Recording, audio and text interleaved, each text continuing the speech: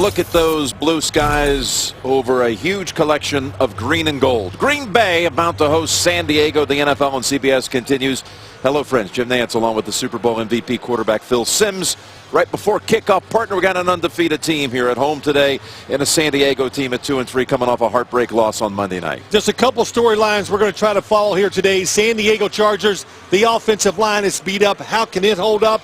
And on the other side, even though they're undefeated, Green Bay is complaining they're not making enough big plays in the passing game. This game is being broadcast in Spanish. We're available using the SAP button on your television. Skies are gorgeous. It is the perfect autumn afternoon. 54 and nothing but sunshine all day long here. Cool and crisp later in the game as Green Bay will kick it away, electing to defer. And the kickoff, no chance for Jacoby Jones to run back Mason Crosby's kick. Let's bring out Philip Rivers playing here at Lambeau Field for the second time in his career. We're going to hear about the excitement of the Chargers playing here from our Tracy Wolfson, who is with us, of course, as always. Rivers was here back in 07, but he had a much healthier offensive line back then. This is a big story to watch. Hairston, even with a bum ankle, is starting at left tackle. They've lost so many players on the line. Gates returned last week. He caught 2 touchdowns in the game against Pittsburgh. He, along with Rivers, was here when they played 8 years back. Lost in a shootout 31-24 to Brett Favre and the Packers back then. They're going to start out with both Gates and Green, 2 tight ends. And from the gun, Phillips' first pass. A diving catch is made by Keenan Allen for a gain of 7. All right, this is a rambunctious defense that belongs to coordinator Dom Capers. They have put up 20 sacks on the year, and that's the second most coming into the weekend behind Denver. And the secondary, Sam Shields, has certainly been emerging. We expect to see a lot of Micah Hyde on Gates today. And here's Rivers picking up the first down. First 2 plays of the game for the Chargers. Well, let's just say that, Allen. Oh, sorry, Jim, about Philip Rivers in this offense. You talked about the offensive line in the opening. It's beat up. They did a tremendous job shifting around last week. But Philip Rivers says, everybody's worried about our run game. Let's quit worrying about that. Let's just go win the game. And I think you see already how they think they can do it. Throwing the football quick. They love their matchups with the receivers and tight ends against this good secondary. Third straight pass play and another nice little gain here. Good piece of running afterwards by Keenan Allen as the ball is on the ground and fallen on by Floyd. But whistles abound. They'll give him 9. They'll say he was down after a gain of 9. It's all about Keenan Allen right now with Rivers. It is. Keenan Allen had that tremendous day to start the year against the Detroit Lions, and he's so improved over what we've seen in previous years. Learned to become a pro, very sharp route runner. They had 15 receptions against the Lions, and there's a tackle behind the line on the first rush attempt of the day. Melvin Gordon brought down by Casey Hayward. Keenan Allen, so far this season, he's had the 4th most targets and the 3rd most catches. And again, 15 catches in the Week 1 game against the Lions.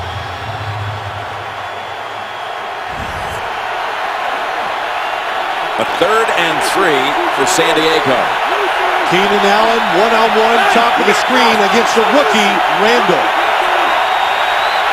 Of course, he was a first-round pick also. There's the 3rd down pass play, and it's over the head of Malcolm Floyd. So they pick up 3 quick pass plays, all to Keenan Allen, and then the running play kind of lost the momentum.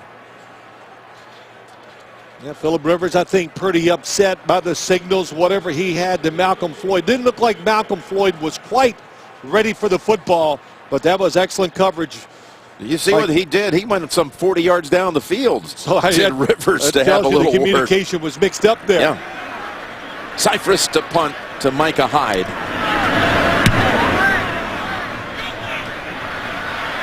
Hyde coming up for it. In the sun, he makes the catch, but not a fair catch. and then gets punished for it. As two Chargers back him up. It was a 39-yard punt. He was brought down there by DeZubnar. During the return, illegal block in the back, number 32, receiving team. 10-yard penalty, first down. So the penalty on Banjo will bring Rodgers and this offense back inside the 20. Of course, just what can you say? The superlatives, they've all been used on Aaron Rodgers. His line is healthy, and Mike McCarthy calls it the best he's had in his 10 years here. And James Jones with 5 touchdown catches, picked up right before the Week 1 game on Monday after the Giants had cut him. And he came here, returned back to Green Bay, and been a tremendous addition, especially with all the injuries. Jordy Nelson out for the year. Devontae Adams, he's been limited. He's inactive again today with an ankle. They're going to start Starks at running back. And James Starks peels off a big run. He's all the way out to the 39. A run of 25 for Starks. When's the last time you could say you got to worry about the Green Bay running game as much as the pass game? And that's what it is. Starks healthy. That's why he's in the lineup. You can see it right there. Fast, good decision, great blocking up front on the right side of the offensive line. Now Lacey is in, but it's a pass play, and it's complete to Jones. James Jones slips through a tackle, got away from Flowers, and he has another 22. Well, James Jones, he just wasn't good enough for anybody else in the NFL, Jim, but he's good enough for this Green Bay Packers. And that's what they love to do. They're going fast, but those stop routes, what we saw Jones run there on the outside, their favorite play. A little quick flip to Lacey, and they got 5 with that one. Well, They're playing fast here, aren't they, Phil? I'd say that's a word for it. Yeah. It is quick. Aaron Rodgers, how about that dump to the running back? Makes that decision so fast. Give it to him. Don't take a hit. He's great at it. It's Lacey. And a collision after a gain of 3. Kyle Emanuel on the tackle. John Pagano's San Diego defense. They have allowed 3 100-yard rushers already this year. And of course, that was concerning on the very first snap. They saw Starks run for 25. They need big games out of Ingram and Atauchu. Those two need to get the edge. Stacking the receivers to the right of Aaron Rodgers. To me, that says that's where they want to go. And flags fall. Walt Anderson's crew in control here. False start, number 18, offense. 5-yard penalty, still third down.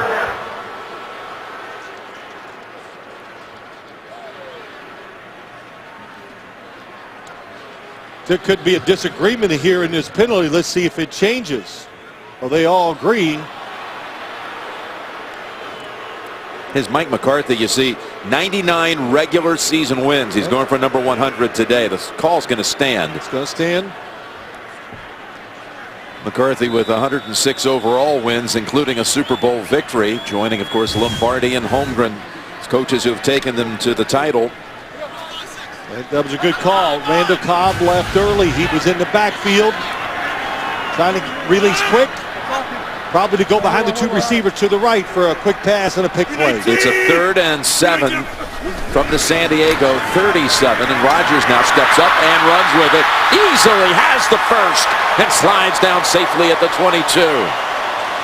It's the #1 story when you play. It's a blitz. Oh my gosh, they get out of their lanes. Look how fast they are snapping the football with flags down, and it's almost intercepted at the goal line by Robinson. But Rodgers was figuring he had a free play. He gets quite a few of those free plays every single week. His snap count, it slows pass rushes down. There's no question about it. Jim, if it was me, it's hard to say, but do not let Aaron Rodgers out of the pocket. There are fouls by both teams. Number 18 and 89 of the offense, illegal shift. They were not set prior to the snap. Defense with 12 players on the field. Those fouls all set. Replay first down. That's why he took the shot down the field. The Chargers trying to figure out what to do. One player running to the sideline. But both Cobb and Jones weren't set on the Packers side anyway, so offsetting. But many teams cover these receivers. John Pagano, defensive coordinator, they can cover the Green Bay receivers, but they don't stop Aaron Rodgers' movement to allow him to get the second chance to get open. So first down from the 23. It's Cobb. And Cobb hurdles ahead for another 12. Make that, yeah, let's give him 12 on that. Nice block by James Jones. And Robinson's a little slow to get up. Never seen a quarterback fake the ball, get it out of his hands with such spin on the football and such accuracy and power. Let's just put it all in there. And it's, yeah, wow. Somebody in my ear, our producer Lance Bear goes, wow. Yeah, you should say wow, because nobody can do that.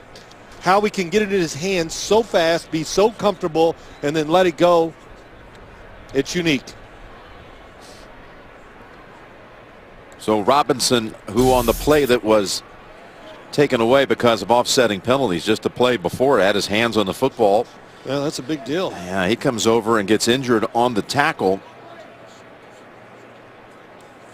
He's their extra defensive back, which you need when you play Green Bay. Never miss a moment of football action with the CBS Sports app. Every play, every story, every highlight, right as they happen. Download the CBS Sports app now at cbssports.com/mobile. So, but we didn't even get a chance to say it, Jim. But every Green Bay game you watch, what do you see? Oh, Aaron Rodgers doesn't like what he sees, so he moves. He either makes the throw to somebody who gets to stop and rechanges direction and get open, or is the first time we saw him run where he just opened it up. And man, he showed some good speed picking up those big yards. He's got Ty Montgomery in the game, a rookie slot receiver from Stanford. He's actually split to the left side, wide left. He's caught a couple of touchdowns the last 3 games. And there he goes over to Montgomery. And he's down at the 5, a gain of 5. Jason Verrett on the tackle. Jason Verrett coming off one of the best corner plays or games a corner has had in the NFL this year against Antonio Brown last week. You got to watch Ty Montgomery, built like a running back. He can break tackles on the outside. 4 completions to 4 different receivers, and it's 2nd and goal. Go for a lucky 5-6. 5-6. That means they're going to, Donald Butler is the offensive line's assignment if he blitzes. Here we go. Pass, shuffle pass, and it starts. And they signal touchdown, Green Bay.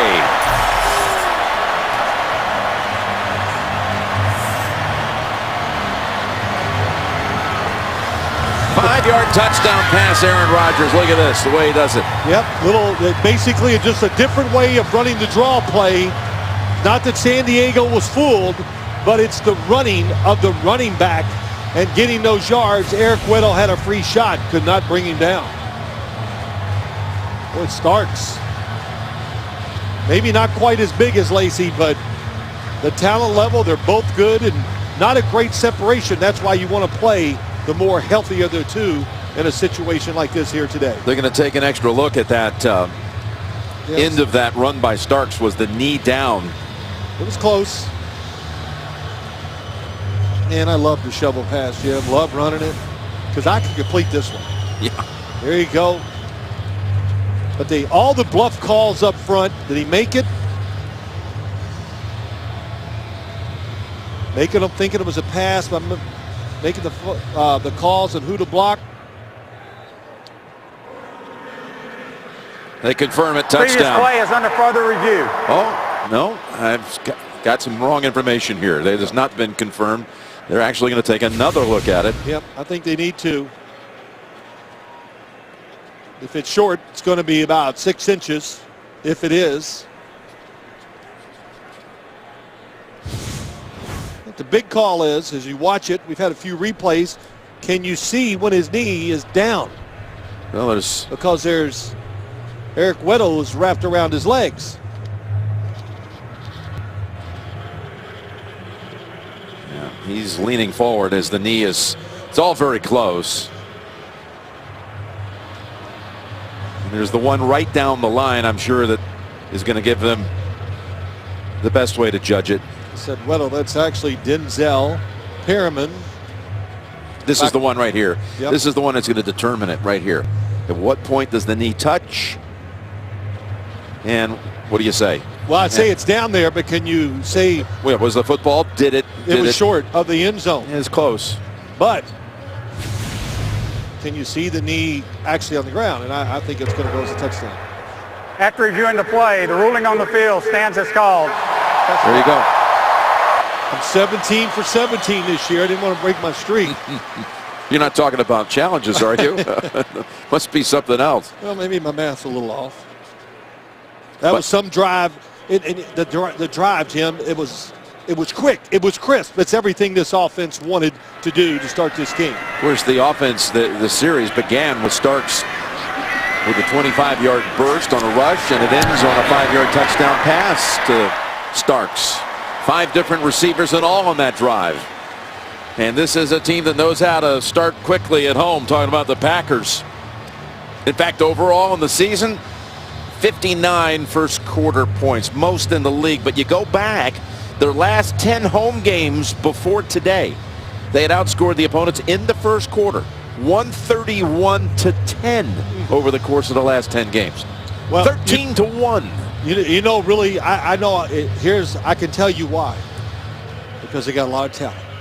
So there you go. See how simple it is? They got a great quarterback. We know that. But they just take advantage of it. The atmosphere. They don't own every quarter like that, though. That's the right. point is they come out every time and somehow jump on you right off the top. Great game planning. That's a big thing, too. Catching the other team off guard. Formations and plays they haven't seen yet, and they make them work. Those numbers say it all.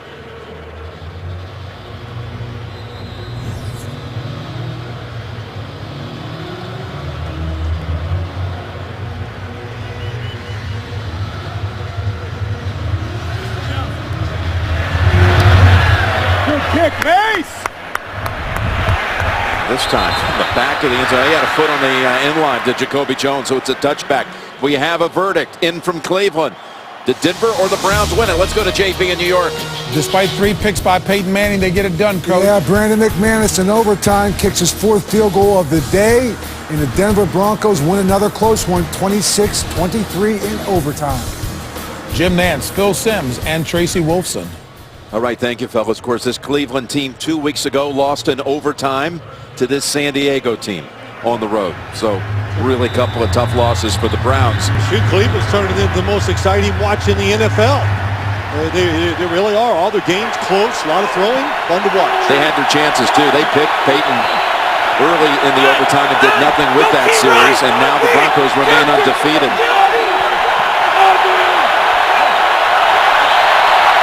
Denver winning today in overtime. As you see, another pass going back to Keenan Allen for 10. Like what they did, 2 tight ends, and boy, do they have 2 good tight ends, the San Diego Chargers. Ladarius Green, Antonio Gates gives you extra time to throw the football because they're both on the outside. If you want to get to the quarterback, it's a long pass. Here's a running play, and it's going to Gordon, who's a Wisconsin native, and he's brought down by Mike Daniels and others, but it is a first down.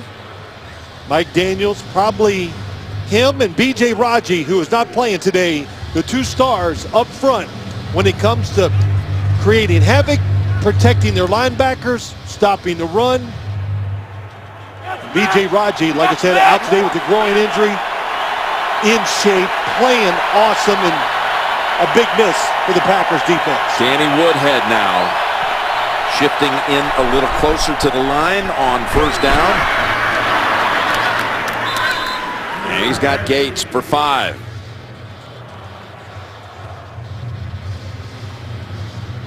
They're going to hurry to the line. We're going to be welcoming a lot of the different audiences and coming in different waves that just saw that Denver-Cleveland game. 2nd and 5 as Woodhead ducks down and tries to cut his losses. Elliott on the hit.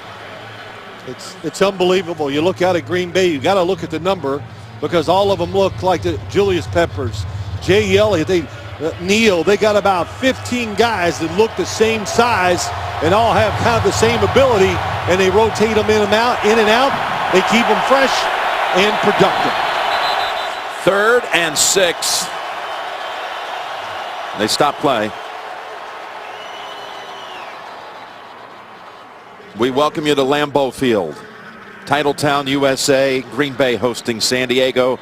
Jim Nantz, Phil Simms, along with Tracy Wolfson here on a beautiful afternoon. The Packers have already put up a touchdown on their first possession of the game. Aaron Rodgers driving down the field and connecting on a 5-yard touchdown pass, a shuffle pass it was, to James Starks. That big, oh, I missed it. Not Aaron Rodgers. We've talked about him a lot. That 0 rushing yards by San Diego. When you have an offensive line that's hurt, beat up, shifted around, they can still pass protect. But the run blocking, where you got to have so much communication and teamwork, really hurts the run game. The fact that they don't have all the starters in there. This is the second possession of the game for the Chargers. They picked up 1 first down on their opening series. Coming out of a Packer timeout, 3rd and 6 snap. Diving attempt, and the catch is made as Keenan Allen keeps making these catches. That's now 5 already in this game. This one goes for 7 and a first. Oh, little sidestep. Let's drop it down and throw it sidearms. Philip Rivers can throw it any way you want it. There's no doubt about it. Micah Hyde, an extra defensive back that can do a little bit of everything and does them all well, was all over Keenan Allen with just a perfect throw by Rivers. Got Jacoby Jones on the near side.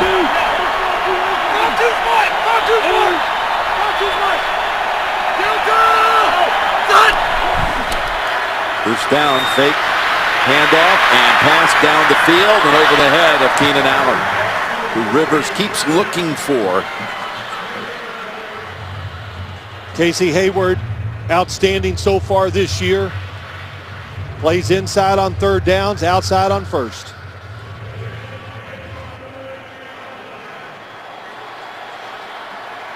Like to welcome most of the nation. We just saw Denver win in overtime at Cleveland, just like the Broncos did at Cleveland back in the '86 AFC Championship game. Jim Nantz, along with Phil Simms and Tracy Wolfson. It's a 2nd and 10 for the Chargers, who go with the draw with the rookie Gordon.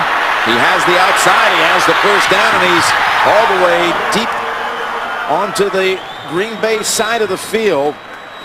A rush of 25 and a first. If he takes it inside, he's going to get hit by all the linebackers, but he makes a great decision and takes it outside. And Jim, some of the things that Gordon said last night, man, I'm learning a lot how this NFL is.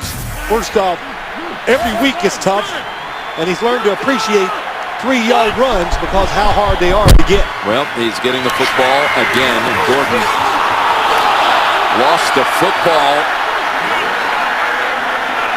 And the Packers say they have it. The Packers have been a hungry defense at the start of this season.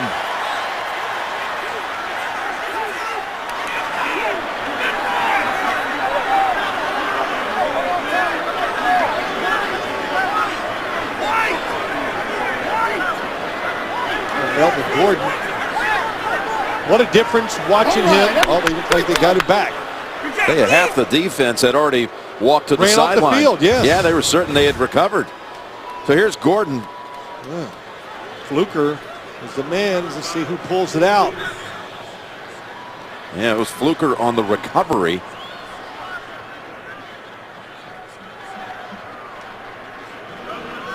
And my point was going to be good job by Fluker. 76 recovering.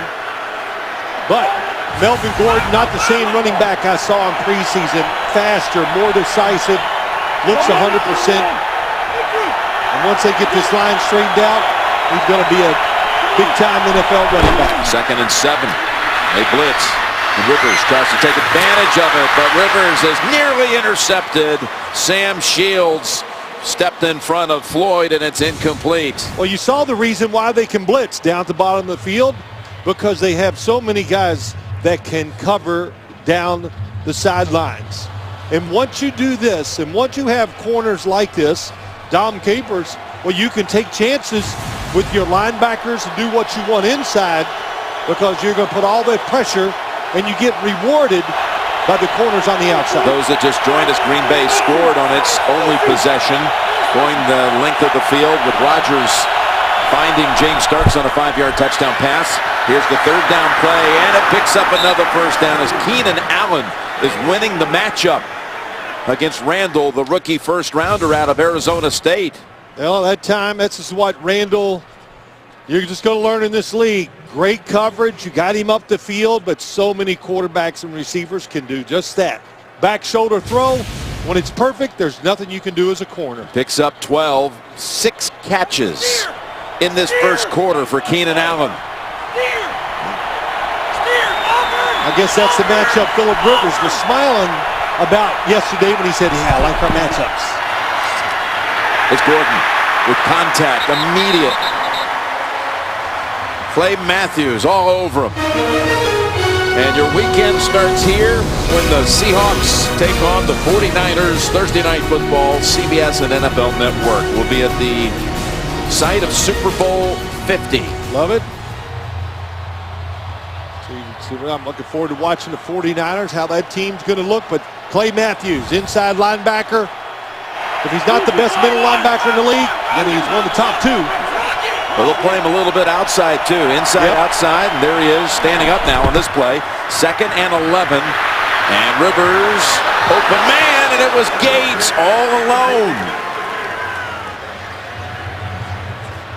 Mike Neal came from behind and influenced that pass that sailed a little bit on Rivers. Rivers a little shook up there, looked, I thought, with his ankle, but Neal is the one that stopped the touchdown. They got it.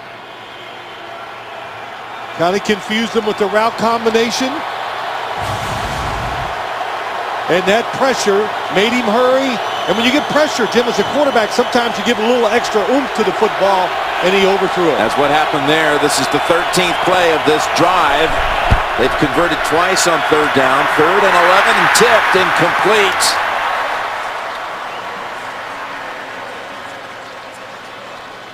So Mike McCoy will bring out his kicker, Lambeau, to the field here at Lambeau Field. Ball was tipped by Dayton Jones, and the Chargers will try to put up 3 from about 36 yards. Tell you what, the first thing you got to say, they're just coming out throwing the football, San Diego. That pass protection by a remade, shifted offensive line, outstanding. Josh Lambeau, rookie from Texas A&M, 9 of 11 this year, and he's good here. Well, Lambeau couldn't miss it. Lambeau, no. Named the field after him, or even played. That's some career he had down there. Tuesday on CBS, one pill makes him a crime-solving mastermind. You can catch the hit drama Limitless with a new episode Tuesday at 10, 9 Central, only CBS. Melvin Gordon getting a little tape on the bench. He did help set up the field goal with his 25-yard run. A native of Kenosha, Wisconsin, about a few miles south of Milwaukee. Ty Montgomery's going to have a chance to return it. There is a flag thrown in as he broke through a couple of tackles. Strong. Ty Montgomery. Cordero Law eventually finished off the run, but his During the return, holding number 48, receiving team. 10-yard penalty. First down. It's going to be the second special teams penalty on the Packers. Here's the game's touchdown that went to Starks.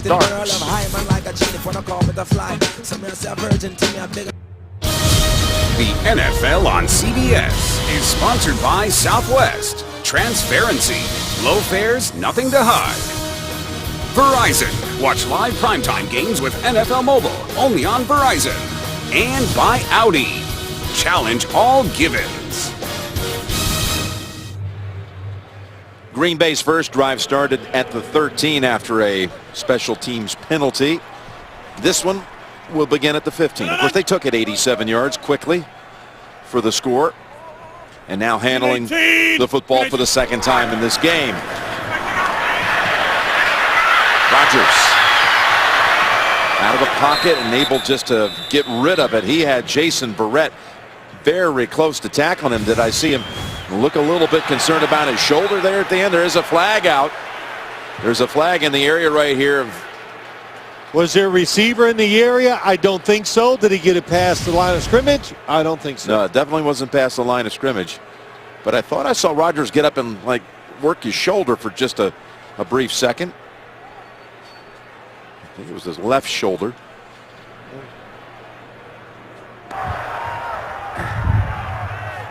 Even though the ball did not get past the line of scrimmage, number 83 was in the area. There is no foul for intentional grounding. Second down. Let's check out where number 83 was. Jeff Janis, here's 83. Yeah, that was, I tell you, if he'd have really reached out there, I think he could have caught that. Yeah. Yeah, I mean, that's a tough call if you're the San Diego Chargers. Sure, because it's lost a down also on grounding. Would have had him backed up to their own end zone. First incompletion for Rodgers after hitting his first 5. And it starts. Met right at the line by Lismore. You know, a couple things about this San Diego defense. They have some speed. They don't lack it. The corners can run. The safeties are good. They got some fast linebackers.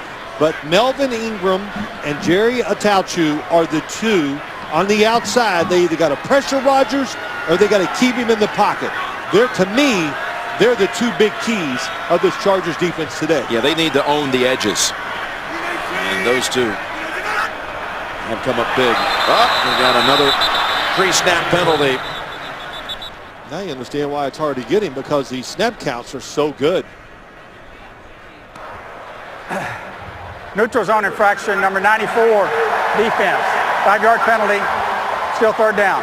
We've got another overtime to settle. Let's go back to James Brown in New York. It was a long one too, Jim. Take a look at this. Matthew Stafford hooking up with Calvin Johnson on a 57-yard pass play. Megatron hauls it in. That sets up Matt Prater for a 27-yard field goal that won it for Detroit. Detroit finally in the victory column over San Diego. Back to Jim Nantz and Phil Simms. Huge for them after 0-5.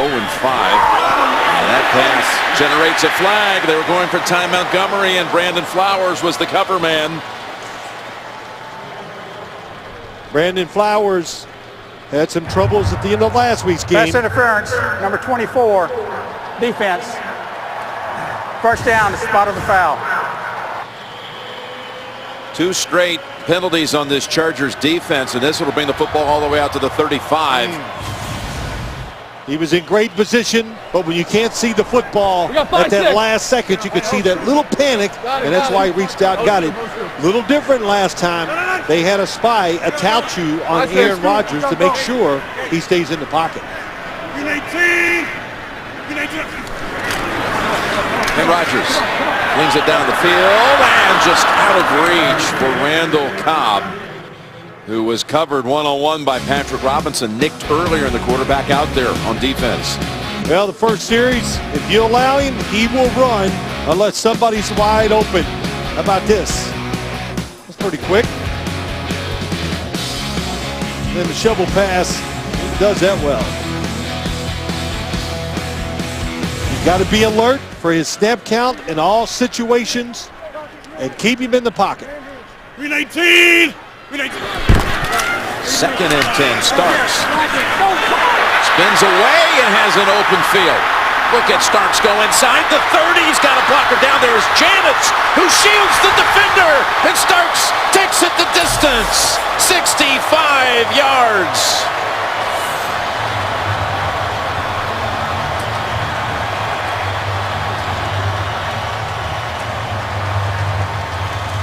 I got to be honest, that I didn't know James Starks had this kind of speed, but the backside pursuit, they over-pursued.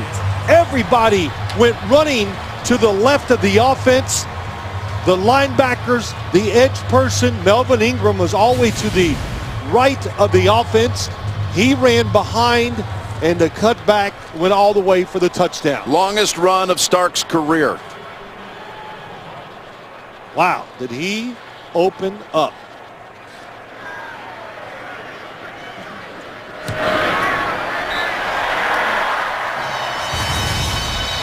Well, when we talked to Mike McCarthy yesterday, he kind of tipped his hand.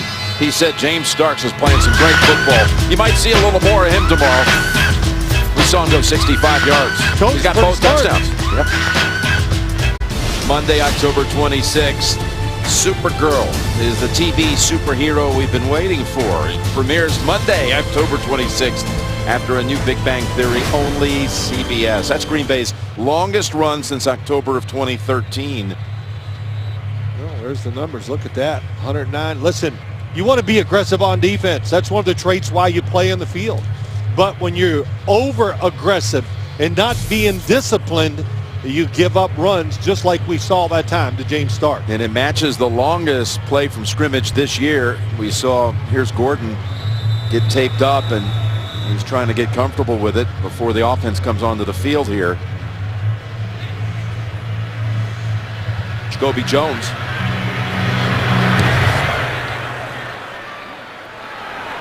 And the third time he'll get a chance to return it.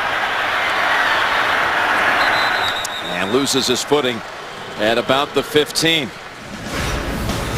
What a move by Starks. And hey, the line cleared it out on that right side once he got going in the other direction. The NFL on CBS is sponsored by Nissan. Innovation that excites. And by McDonald's. Now serving all-day breakfast.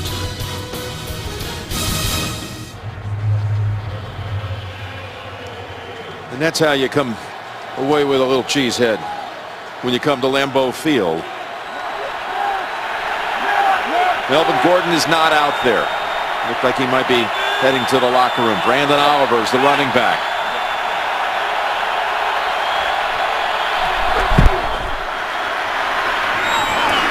And Floyd turns around to make the grab at the 32. Let's get an update from Tracy Wolfson on the sideline. Yeah, Jim, you were correct. Melvin Gordon was taken to the locker room. It looked to be the front part of his foot. He tried to do some running, some different moves. Did not go well. You can bet he's disappointed, playing in front of 60 friends and family today. As soon as I get an official word, I'll pass it on, Jim. Of course, he was quite the star down at the University of Wisconsin last year when he won the Doak Walk Award as the top running back in college football and was runner-up to the Heisman, the Chargers' first-round pick. First down toss to Oliver, and look at Oliver break a tackle. He's got a first down. We've got an update. We're going to get Carolina and Seattle. See what's happening there with James Brown. Good run there. Beast mode here. Yeah, Marshawn Lynch's first touchdown of this season, believe it or not, comes from 1 yard out, and Seattle takes the lead back over Carolina 10-7. Back to Jim Nance. All right, thank you, JB and Coach. After Thomas Rawls runs for 169 last week for the Seahawks, you thought that Lynch might get back in a hurry, and he is in the end zone. Here's Oliver. Nothing doing this time, maybe one. What happened on that touchdown? That was it all Starks? Was it the line too? Well, going left, over pursuing. You see the two guys. Somebody's got to stay backside for the cutback. Ingram and Jaleel Adai. Hey, hustling, working hard, trying to be aggressive, but like I said before, somebody's got to be in the backside and stay disciplined. Into the first quarter. Remember what I told you? The last 10 first quarters at home, the Packers had outscored their opponents 13-1 by average. Today, 14-3 after the first quarter. You're watching the NFL on CBS. Today's Next Gen Stats presented by Esurance, auto and home insurance for the modern world. We start the second quarter here in Green Bay, along with Phil Simms, Tracy Wolfson, and the guys down in the truck, our whole team, led by Lance Barrow and Mike Arnold. Jim Nance calling it from here at the 50-yard line. Two tight ends in for Phillip Rivers on 2nd and 9. He's hit Gates once so far. It's Oliver. And Oliver coming in and making plays. And let's take a look at the Next Gen Stats, again presented by Esurance. Talk about Clay Matthews. You talked about how much you admire his work inside. He also will go outside some.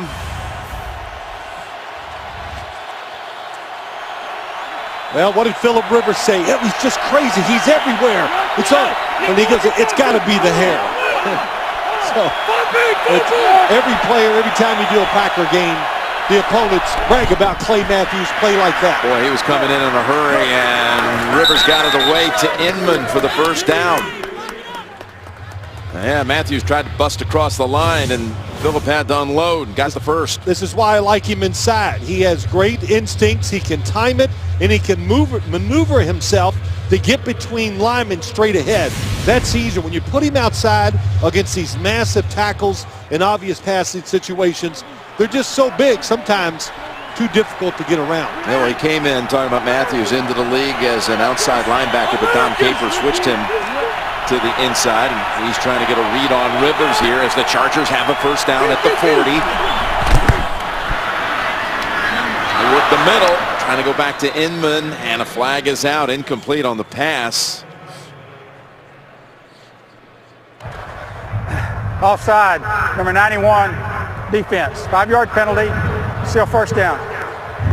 J-Rone Elliott penalize him 5. Tonight on 60 Minutes, Armin Katayan will have a chance to tell you all about Darrelle Revis, one of the NFL's best on and off the field, plus the generous spirit of the people behind Make-A-Wish. Tonight only CBS. A little trip to Revis Island tonight. I saw it. Good interview. And I must say, Armin, you know, looks good. Still looks young for an old guy. 1st and 5. They go underneath. Stiff arm delivered by Ladarius Green, and he's near the first down yardage. We're going back to New York for an update. Hey, Jim, I'm sure Phil will agree. This looks good, too. Yeah, how about Colin Kaepernick airing it out to you-know-who? Torrey Smith over his ex-teammate, 76 yards, and San Francisco is up 13-3. Back to Jim Nance. And that game, a little rematch of Super Bowl 47 from 3 seasons ago. You know, I'd like to know how many players are in that game that played in the Super Bowl. Not as many as we think, that's for sure. We got a couple of Ravens on the other side of the field this time. Incomplete pass on this occasion, going back to Inman. Yeah, you got Bolden, you got Torrey Smith going against their old Raven teammates. And you got Jacoby Jones on the field here for the Chargers. What a star he was in that game. So 3rd and 1 coming up for Coach Mike McCoy, who was actually a member of the Packers back in 1995, 20 years ago. He was on the practice squad as a backup quarterback here. Mike Holmgren was the head coach. Steve Mariucci was the quarterback coach, and Andy Reid coached the tight ends. I'm sure all of that had a lot to do with helping him shape a coaching philosophy later on. Timeout called by the Chargers.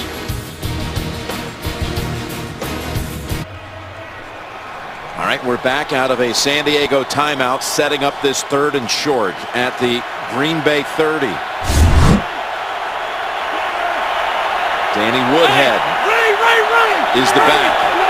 Shifted in. The linebacker came with him. You know it's man-to-man. You think it would be a draw. Pass, Keenan Allen. And he's down to the 20. Of course, I would be thinking wrong. So Phillip Rivers, that time, Keenan Allen, this seems to be the matchup. The rookie outside Randall. And Keenan Allen is showing him an array of little different starts and stops and moves.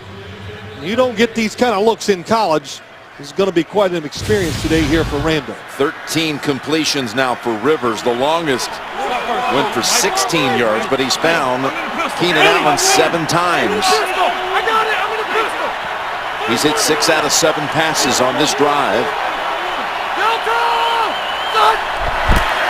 And on first down, he fakes the handoff to Oliver, goes to the end zone, and a pass incomplete, almost a touchdown to Green, who couldn't hold on. Clinton Dix, what an improvement this year when you watch him in pass coverage. Throw just a little high, but last year when you're young, safety, sometimes it's hard to cover these tight ends and whatever, but this year, faster, different, and has really played well for this Green Bay defense so far. Antonio Gates is in for this play. As you saw Gordon coming back to the field after being in the locker room for about 10 minutes.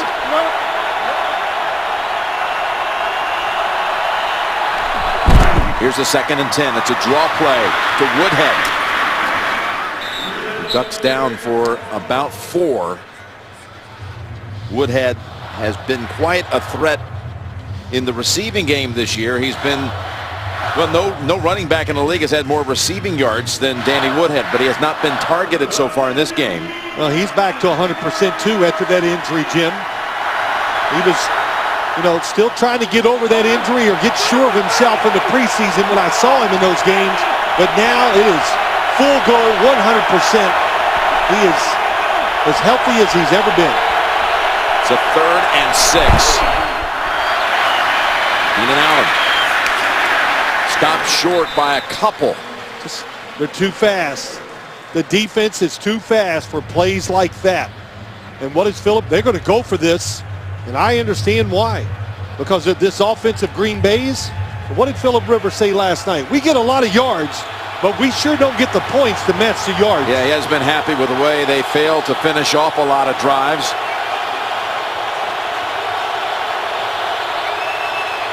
Fourth and 3. Let's see if he tries to draw him off sides. This is a big... I agree with the deal. You got to be aggressive to try to win the game here in Lambeau.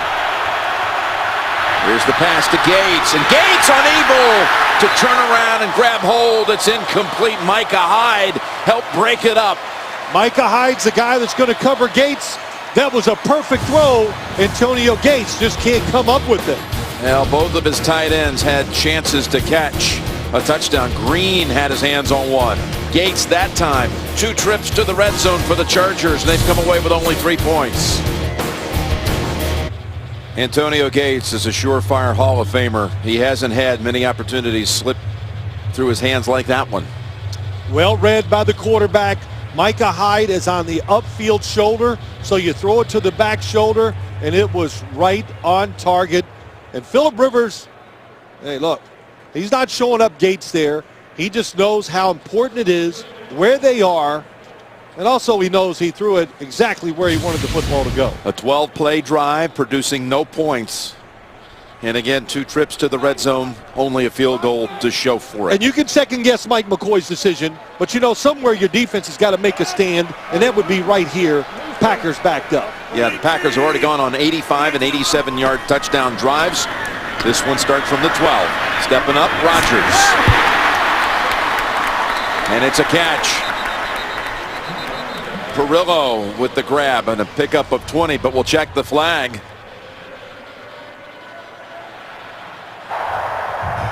Holding number 26, defense. That penalty is declined. The result of the play is completed pass, first down. Step up in the pocket, throw it to your 3rd tight end. He's not wide open, but just stick it there. Stick it right on him. Make it look easy. Aaron Rodgers, that's what he just did. Unique formation, 2 receivers in the backfield. Yeah, it's Cobb and Montgomery in the backfield. And they run it with Montgomery. That did not look real clean. They do not have Starks or Lacey on the field for the last 2 plays. How about that Montgomery, though? Getting in the backfield. We talked about he's built like a running back from Stanford. And Mike McCoy couldn't say enough about him. How smart he is, how fast he can grasp the offense. Wicked smart is what the coach said. 2nd and 6. And that is Montgomery. Shovel pass. Couple of zigs and zags, and he goes outside, picks up the first. Ball is out, but I believe they ruled him down, so Flowers can come on back. Well, Montgomery, I think, is still down on the field. Made a lot of people miss.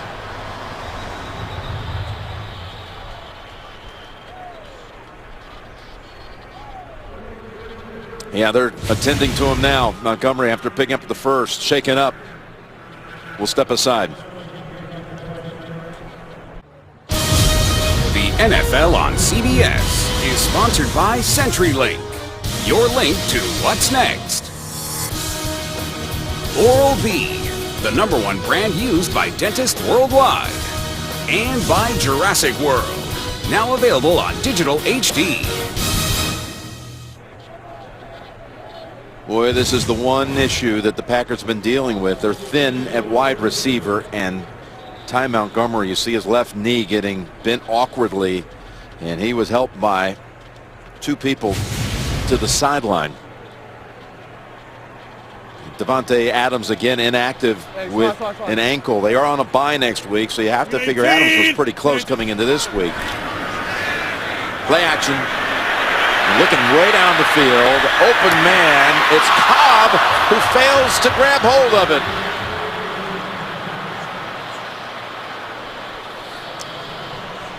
Well, they're looking for these big plays down the field. Here it comes, big route, and then Cobb is going to come across the field.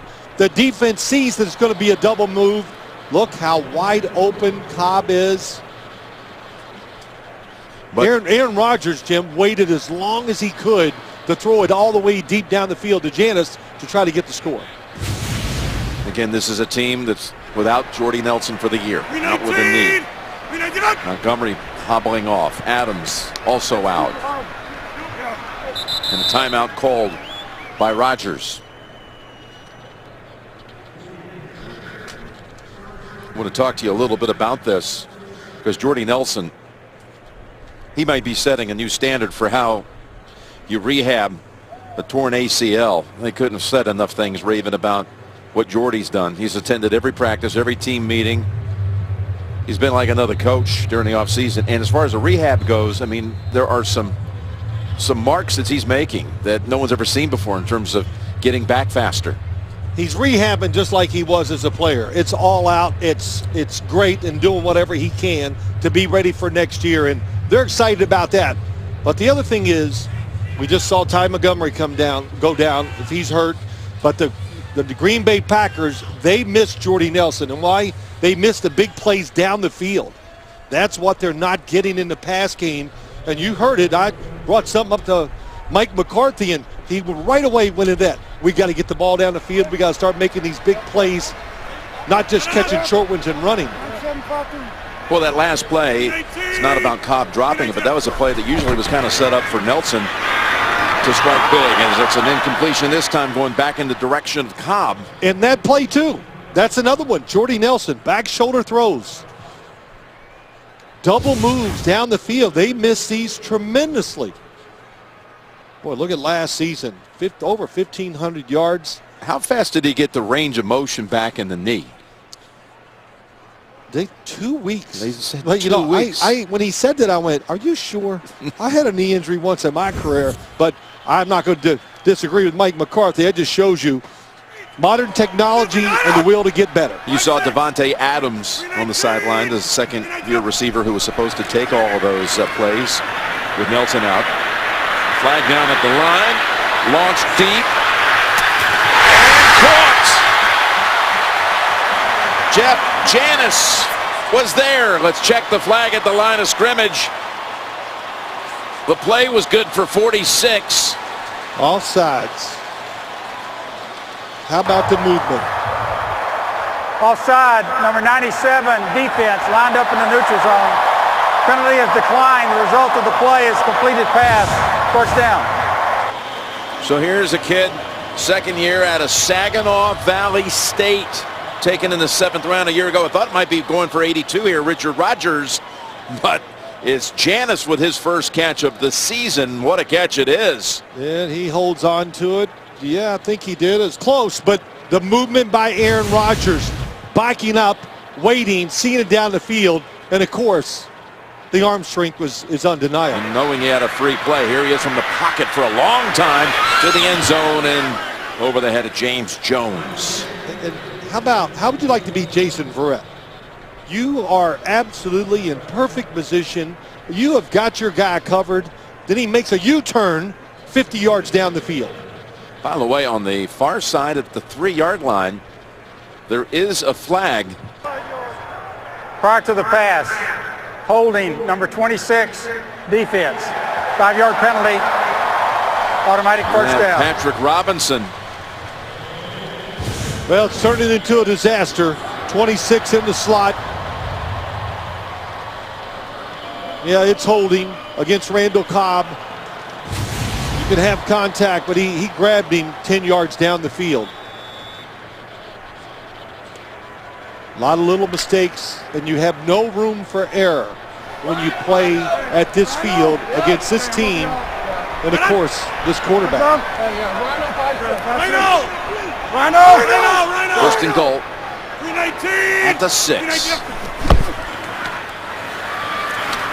Rodgers finds Kuhn for only one. The fullback. Let's go down to Tracy.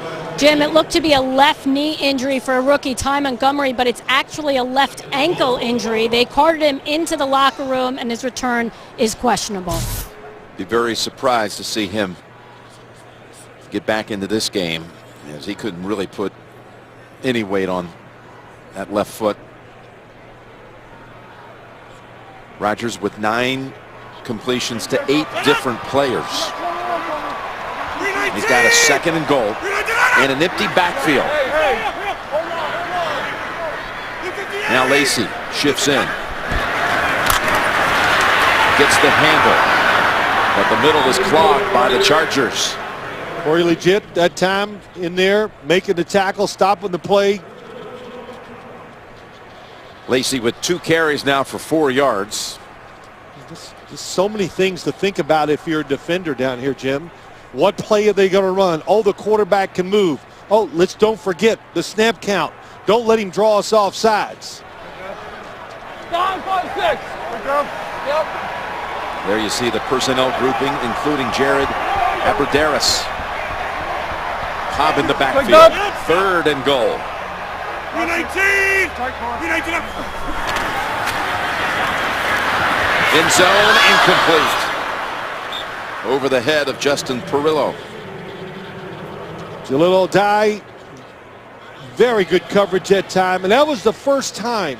That time Melvin Ingram got a good push and made Aaron Rodgers throw the football.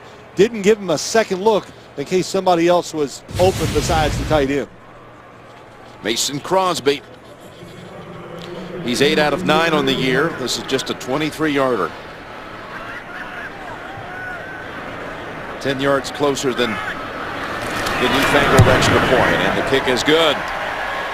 So we're inside 7 minutes to go in the first half, and the Packers are up by 14.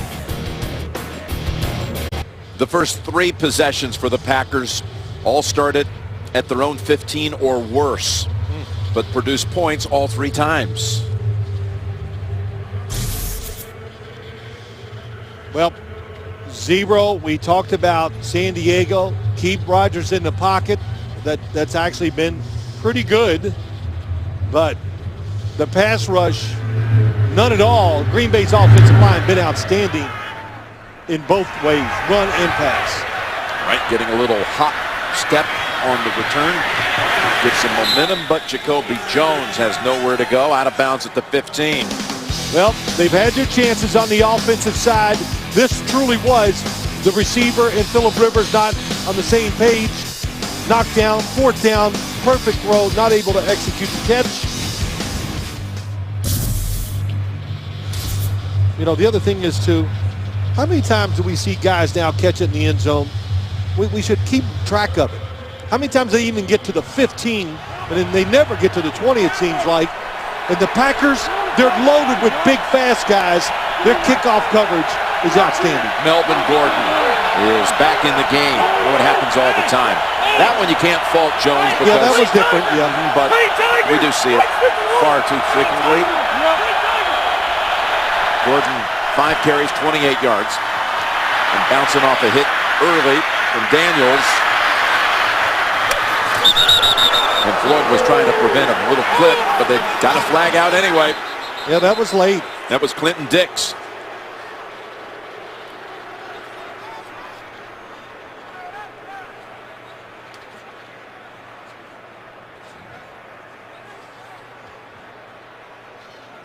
Still trying to make his case. Personal foul, unnecessary roughness, number 21, defense. 15-yard penalty, 1st down. Well, I said it was a bad decision by Clinton Dix, but just trying to be aggressive, clearly out of bounds. But you know, I love watching NFL players, almost regardless of the position, from the first year to the next year and how they improve. And when I started watching all Green Bay's games this week or the last 2 weeks, he looks different. and he absolutely is playing different, confident, and making plays. You're talking about Clinton Dix, their first-round pick a year ago out of Alabama. Here's 1st and 10. Patiently waiting for something. He's fumbled again. This time the Chargers are not going to recover Gordon's fumble. It's Matthews who falls on it. And it might have been Clinton Dix on the contact that knocked it out. Well, you get a running back in there, worried about how he feels. And, you know, we talk about this all the time.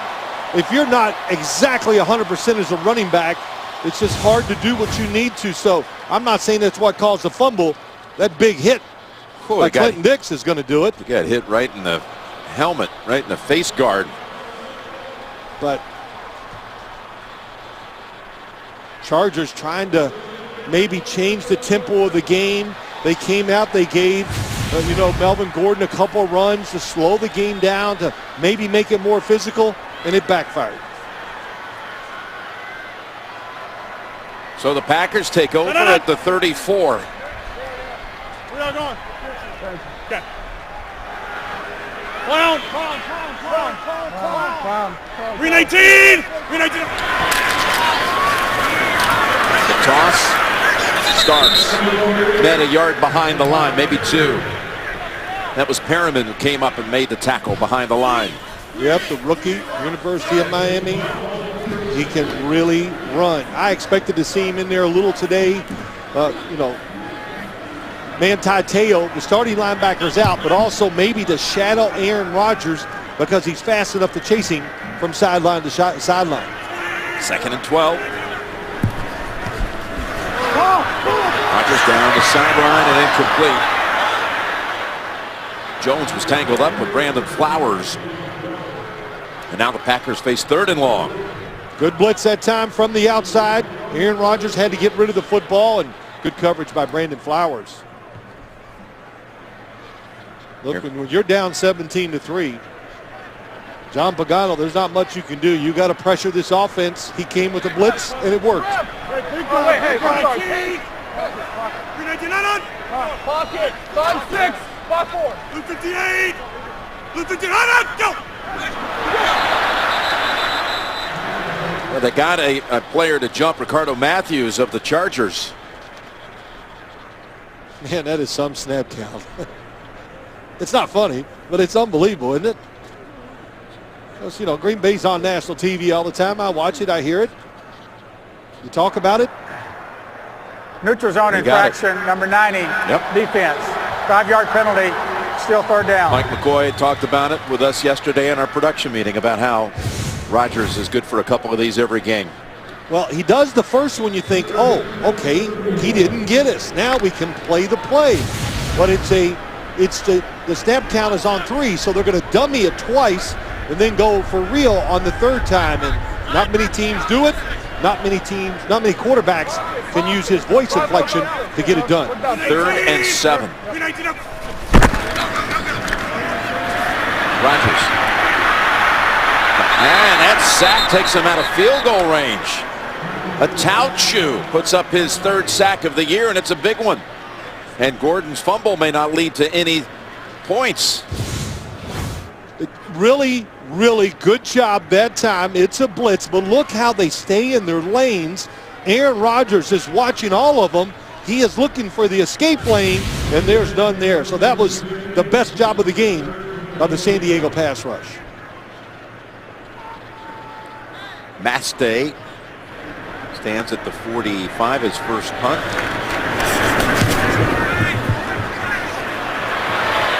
It's a little knuckleball that goes out of bounds. Away from Jacoby Jones. Not quite as deep as he would have wanted, but still back at the 13.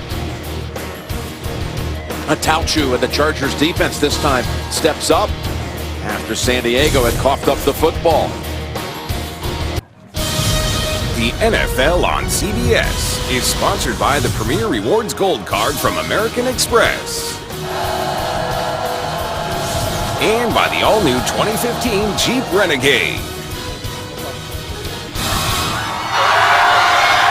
Well, you see several of the Packers who made their way to Bayport High School in Green Bay to spread the word about the NFL's breast cancer awareness campaign, a crucial catch.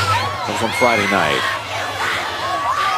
Saw Pinnell there, Micah Hyde, Josh Sitton, and others. So the Packers are able to drive and score points when they're backed up starting series, but unable to do anything from San Diego territory. And Gordon is not in the backfield. It's Oliver instead. Inside 5 minutes to go, second quarter. And Oliver gives him a little operating room with 5. Coming up, the Verizon halftime report. JB and all the crew take you through all the 1 o'clock results and update you on scores and highlights on the Verizon halftime report. Yellow. Hey, be ready. Monster 52. Monster 52. Monster 52. Yeah, I'd say that about Clay Matthews. Yeah. And there is Matthews. Wow, wiggling right past him. Flag out is Oliver. And Clinton Dix grabs him by a leg and brings him down after 9. Holding number 76, offense. Half the distance to the goal. Still second down. So a good job getting outside, blocking Clay Matthews. That was Kenny Wiggins, the left guard. And I was going to say, Jim, it's like watching Monday night's games. Every time they charge penalties. And I just can't sit here and complain about the offensive line because of the toughness, the switching of positions. You talk about Chris Hairston, DJ Fluker, Joe Barksdale. How about him last week, 72? He played right tackle and left tackle during the game. yeah, they're without Dunlap, out with a concussion. Watt out with a concussion. Franklin out with an ankle. That was a spot foul, so this will be, actually they're pushing it back. It is a spot foul. Second down and 13.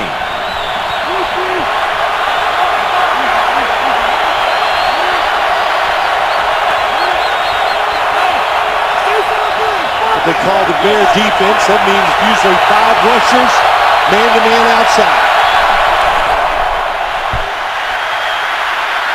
Into the safety valve, over to Oliver.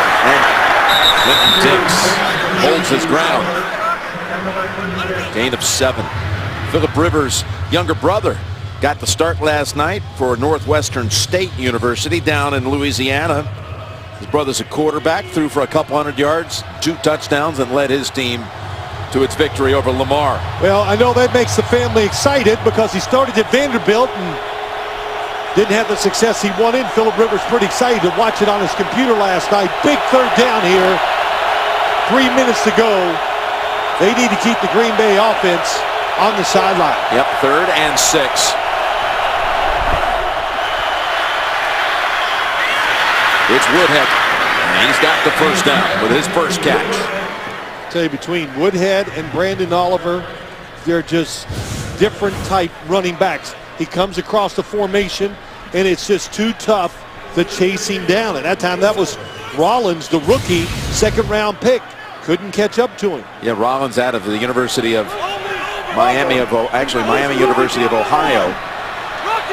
He was trying to shadow Woodhead, but Danny Woodhead picks up the first down. Here's a new set of downs with 2.5 to go. And Floyd has a pickup of only 2. I think that was one thing that maybe caught me by surprise. As we get near the 2-minute warning, Philip Rivers last night says, hey, look, we're not out there. I'm not going to milk the clock and do all this. We're going to play. Now, if I get in a situation where I need to, whatever, in certain parts of the game, I'll do it. But they're playing fast and not worried about the clock in situations so far in this game. Well, they didn't worry about the clock getting a snap off before the 2-minute warning. And they'll have a 2nd and 8 coming up at Lambeau Field. Yeah, you see what Philip Rivers is doing. 1 to 9 yards, 15 to 16. Absolutely outstanding. Down the field, 2 for 9. Good cover corners for the Green Bay Packers. Your offensive line, it's in shambles. Everybody's moved around. They're doing exactly what they should do here today. What they do almost every week, Jim. Philip Rivers gets rid of the football quick. That's what they set out to do, and they've done it well so far. 2nd and 8, and his pass is on the mark for Gates. Steps aside from one defender, Shields, and he's somehow reached around Hayward to make the grab for 13. You know, to throw it down the field, they'd have to hold the ball a little longer, and that stresses the line, but that was some throw by Phillip Rivers. Turned up the heat and just got it by the defender. First down, pass over the head, just nothing there, so Woodhead was in the area. They've now thrown 27 passes versus only 11 rushes. And again, doing that with a patchwork offensive line. I think they were smart not to run a play before the 2-minute warning. Well, yeah, you rush a play clock. and it's 3rd down. Now suddenly you're just going to be giving time back for Rodgers to operate if you had to punt the football away if you failed to convert. Well, they've done what they wanted to do. They've changed field position, that is for sure. They've worked some time off the clock. That's all great, but you're still down 17-3. Here's a 2nd and 10 pass play. Here they are down the field, and it's Allen reaching up and pulling it in for the grab near the 22-yard line. Beautiful. Got a crosser, got the defense to come up, and it left Antonio Allen on the outside, one-on-one. You saw one safety, Clinton Dix, going outside to cover the tight end. Picks up 38, and Allen on his 9th catch is over 100 for the game, his 3rd 100-yard performance this season. Almost the identical play he ran last week against Pittsburgh, or Monday night. Now, coming right back, Allen reaching up. They give him the catch. What an effort by Keenan Allen, who's beaten Sam Shields, a Pro Bowler, these last 2 plays. Sam Shields is all over this back shoulder throw. I mean, he's expecting it. He's going for the interception, but he can't get the football, and he gets his feet down. Gain of 16. On the field is completed pass. Previous play is under further review. Inside of 2 minutes, booth review. He thought he was going to get an interception, Sam Shields, when that football was first thrown.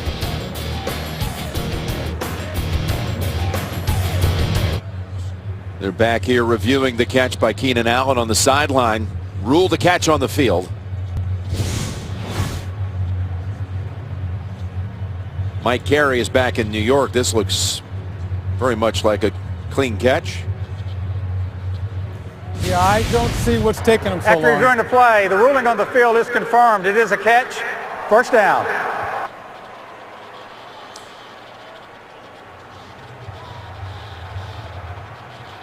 What an effort there by Keenan Allen. That puts Rivers over 200 yards passing in the first half. Couple outstanding throws and catches. The offensive line protection. What can you say about San Diego's offensive line?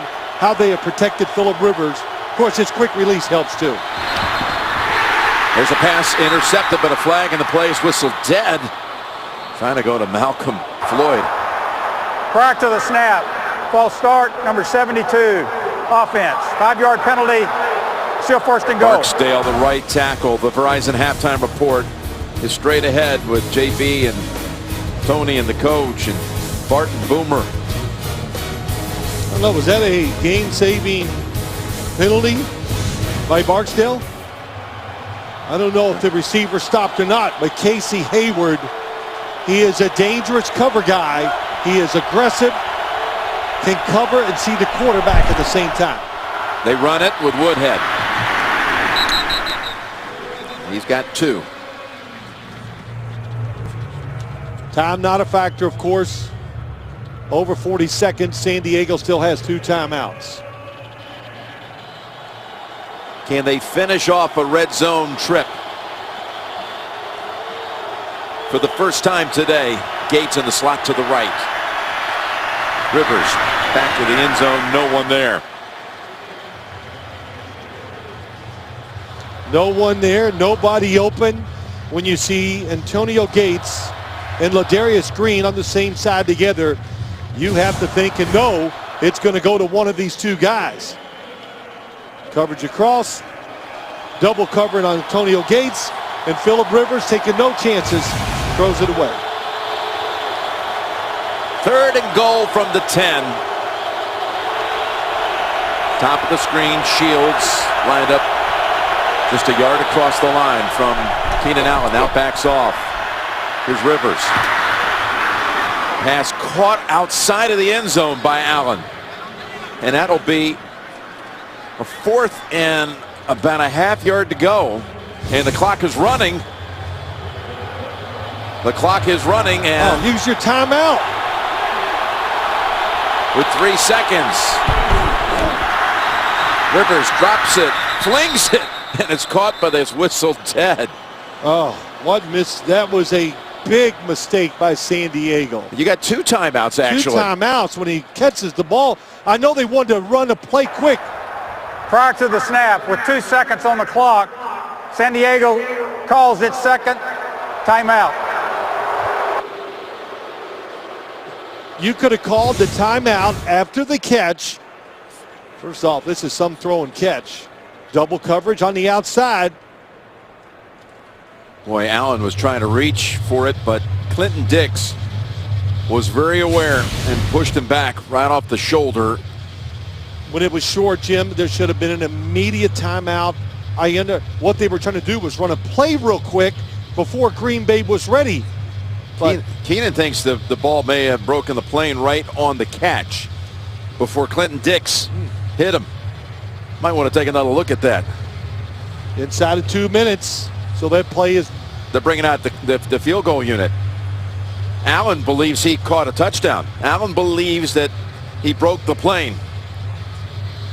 And again, this is inside 2 minutes. Nothing coming out of the booth up top. It is now. Play prior to the timeout, which is allowed by rule, was short of the goal line. That play is under further review. Okay, so the appeal was heard. You see what Keenan Allen's point is? Well, when he originally... Right when he caught it, is he breaking the plane right here?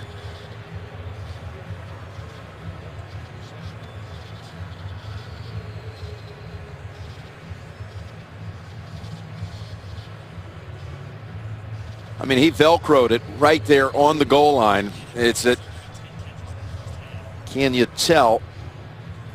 I mean, right there, looking right down the line if he has possession of it. Yes, well, that's it. That football is past the end zone line, but do you declare possession right there or now?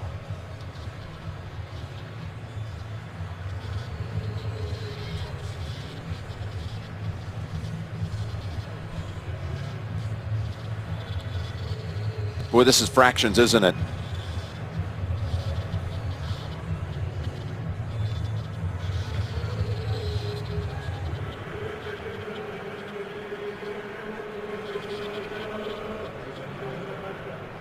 This is the one that is the best evidence. All right, let's bring in Mike Carey. What do you see here, Mike? Well, the important thing here is that the receiver's momentum is taking him out of the end zone. But as soon as there's contact by the defender, we need to know, is the ball in possession and is it breaking the plane? It's pretty clear that it's breaking the plane, but whether he has clear possession or not is not really confirmable at this point. You don't think it's enough to change the ruling on the field? I do not, because we don't have a clear shot of clear control. Yeah, by the time, that's kind of what we said, Jim, by the time you see that when do you determine he has complete control of the football? All right, we're going to get this verdict and it stands. We got to talk about not going for the touchdown here. After reviewing the third down play, the ruling on the field stands. The receiver was short. It's 4th down at the half-yard line. All right, they had the field goal unit out there. And now Rivers has returned. Now this has all given them the time to ponder and change. They were going to go with Lambeau. Yes, they before were. the booth review, and now they're going to go for the touchdown. I like to call 17-3. So many things you can do in a situation like this. They played it earlier to be aggressive. So right now, Mike McCoy says, my mindset, be aggressive when I came into the game, and he's staying with it right here. Boy, Green Bay's going to be aggressive too. Everybody up at the line of scrimmage. They're going to make him throw it. Here's Gates. Outside to get it done. And McCarthy called a timeout just before the snap. That's why he was hovering. Green Bay with the timeout. The third and final timeout, Green Bay, 30 seconds.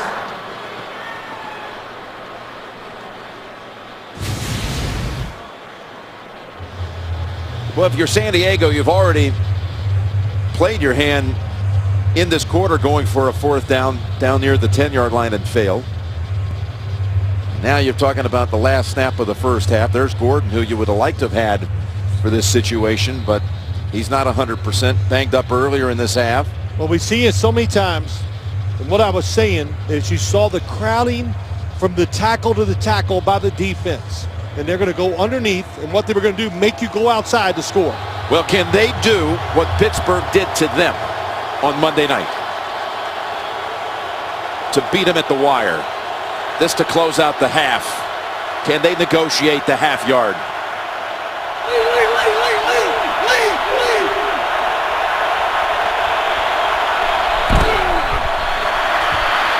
Rivers, pass. It is caught for the touchdown by Inman.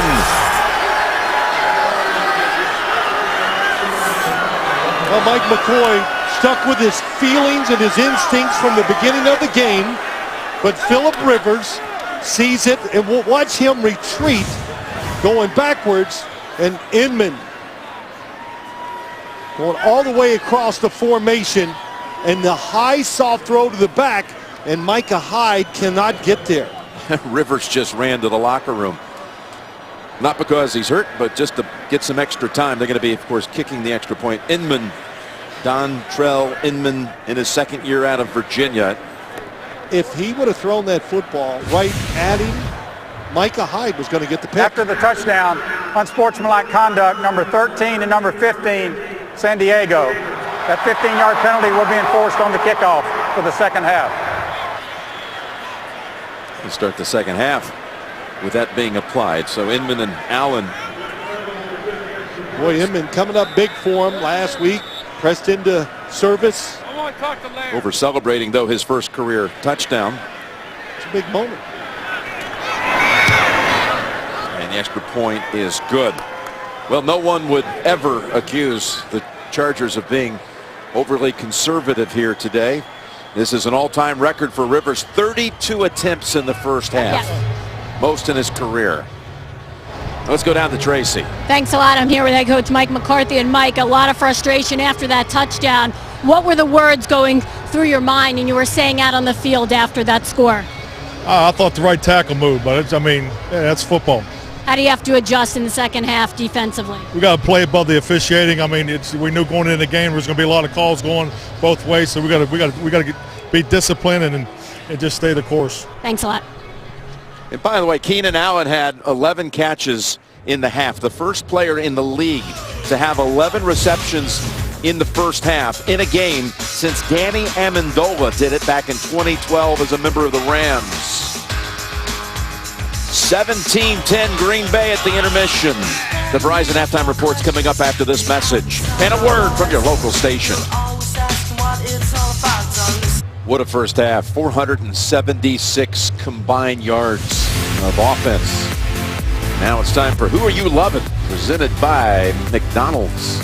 Rodgers to Starks on the Packers' first drive of the game that led to a touchdown, but what a way to close out the first half. One in which the Chargers went ahead and risked it. You really had to think they needed to do that. If they go in the locker room down 17-6, you're not gaining any momentum off the field goal. That's right. Listen, they determined they're going to play this game aggressively. They've done that here in the first half. And here's what Mike McCarthy was crazy about at the end of the first half. Joe Barksdale watched the little flinch. And you say, well, that's not very much. Well, the rule doesn't say, oh, if you move a little, it's not a penalty. If you move, you move. So they got away with one, and you could right away he saw it, but sometimes the officials are not going to see everything. How about the way San Diego hung in there after the Gordon fumble?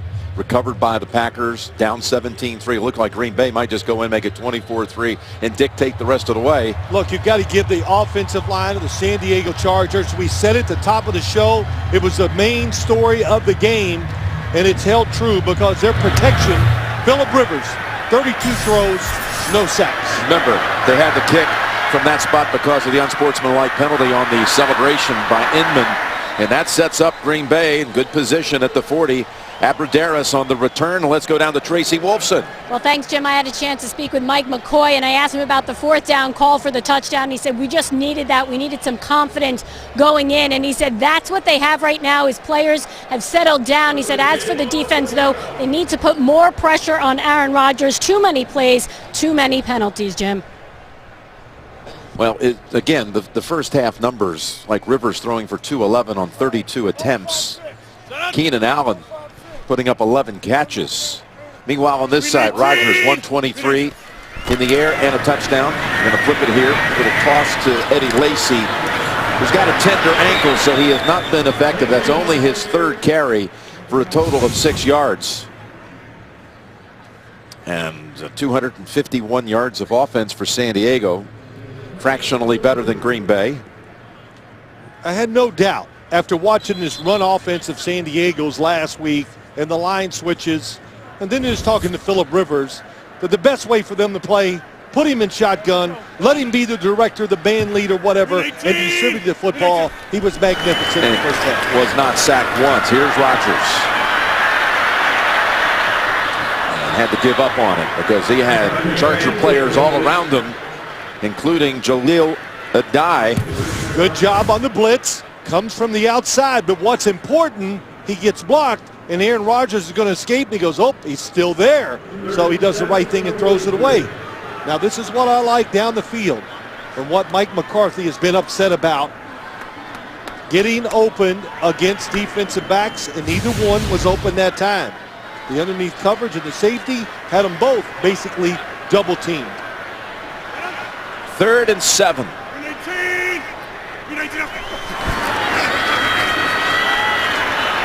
And now they get to him for the 2nd time today. And again, it was a Tauchu with the sack. He had one in the 2nd quarter. 97, and that's what it's. Where's 97 on the outside? But again, the coverage down the field is outstanding. They push the pocket. Oh, then he steps up in it, and he gets off the block of Bakhtiari. So the coverage twice allows the rush to get to Aaron Rodgers. And Tauchu was the one who made the sack in the 2nd quarter that took the Packers out of field goal range after they recovered the Gordon fumble. Short punt by Mastay, and nowhere to go. Quick coverage down the field on Jacoby Jones. Banjo brings him down, but 3 and out forced by San Diego. We'll see Phillip Rivers and company for the first time in the 2nd half.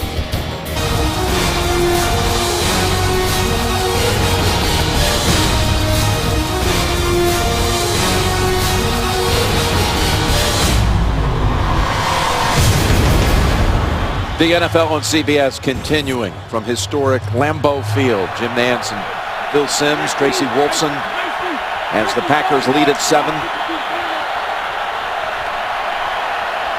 Rivers staying in that shotgun that led to 32 attempts in that first half, a career high.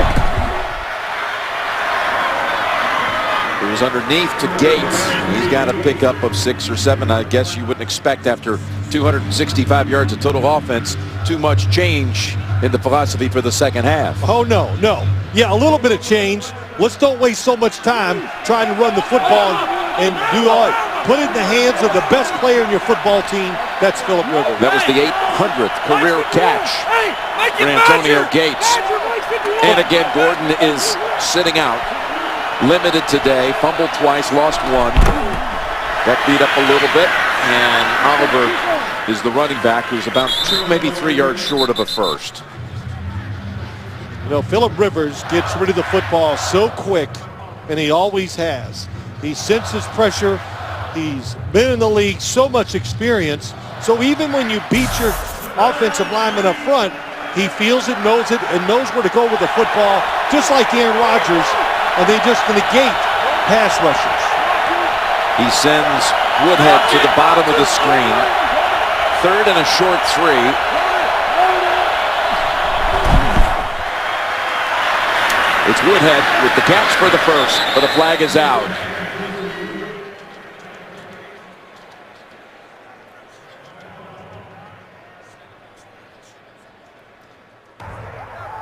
Personal foul, face mask, number 76, offense. 15-yard penalty, correction, half the distance to the goal. It's still 3rd down. Called on DJ Fluker. Yeah, right guard playing with a bad ankle. Man, he is...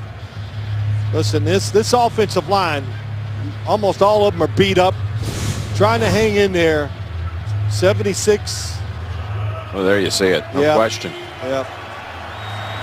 But just when you think the Chargers have picked up a first, now they're backed up at the 14 and face 3rd and 17. That's Orlando Franklin, who's inactive with an ankle. Usually the starting left guard for San Diego, the former Bronco.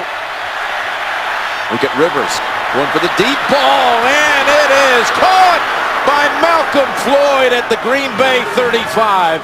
He got under it. He beat that secondary for another long one. You knew they were going to go long because they kept the blockers in. Antonio Gates and Clinton Dix.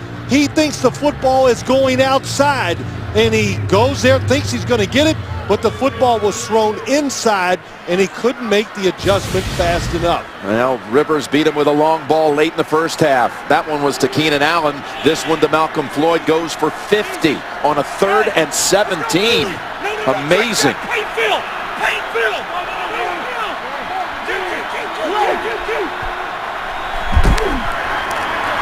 Woodhead, stutter step move and in traffic.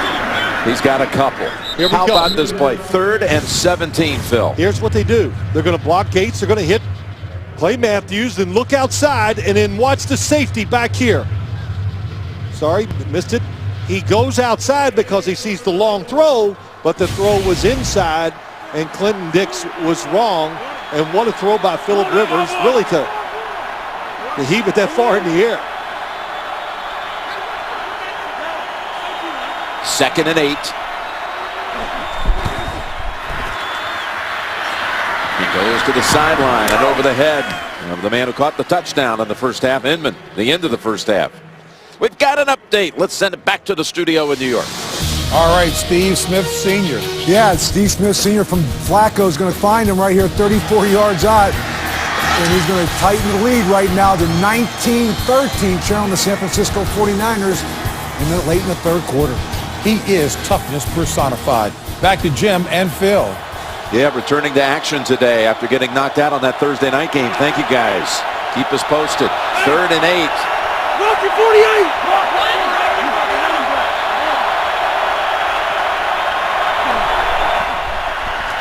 They blitz. It's picked up, and Rivers finds Allen with his 12th catch of the game. Danny Woodhead picked up the blitzer. Watch Danny Woodhead, reads the defense, gets the blitzer. And Phillip Rivers, boy, I'll tell you, when he needs to, he can put some extra mustard on the football and just stuck it in there. And Woodhead, give him a yard, that's it. Boy, Rivers has such an ability to just get rid of it in a hurry. And that was his advice to his teammates, imploring them to let go of the Pittsburgh Steelers loss Monday night in a hurry. We got to go up to Green Bay anyway, guys. Hey, guys, hey, you know, let's don't sit around sulk. And there was a word he used. I can't remember. Don't mope. Don't mope around because Green Bay doesn't care. He was saying, you said it right, Jim. Right after the game Monday night against Pittsburgh. 2nd and 9 from the 20. And there's the pass to the end zone, and it's caught for a touchdown by Ladarius Green. And the Chargers are a point after away from tying the game. Tough matchup, going down the seam, so many different ways that Phillip Rivers can throw this football. And, of course, he throws it perfectly. Watch 89. He's got Matthews on him here, Phil. Yeah, Matthews, but listen, Ladarius Green, if you got a foot race between all the tight ends in the NFL, he's going to medal. First, second, or third. I don't know where it's going to be, but it's going to be high. And he's tall. He's every bit of 6'6". Beautiful throw by Rivers. So Lambeau, 33 out for the point after. And we have matching 17s. The last 14 have been put up by San Diego. Rivers to Ladarius Green. And the game is tied in the third. What? The NFL on CBS is sponsored by Southwest. Transparency. Low fares, nothing to hide. Bud Light. Stay in the game and drink responsibly. And by the Ford F-150. Every other truck is history. Well, Philip Rivers has led this. Look at this astonishing stat. Since the score was 17-3, the Chargers have outgained Green Bay 195 to negative 15 yards.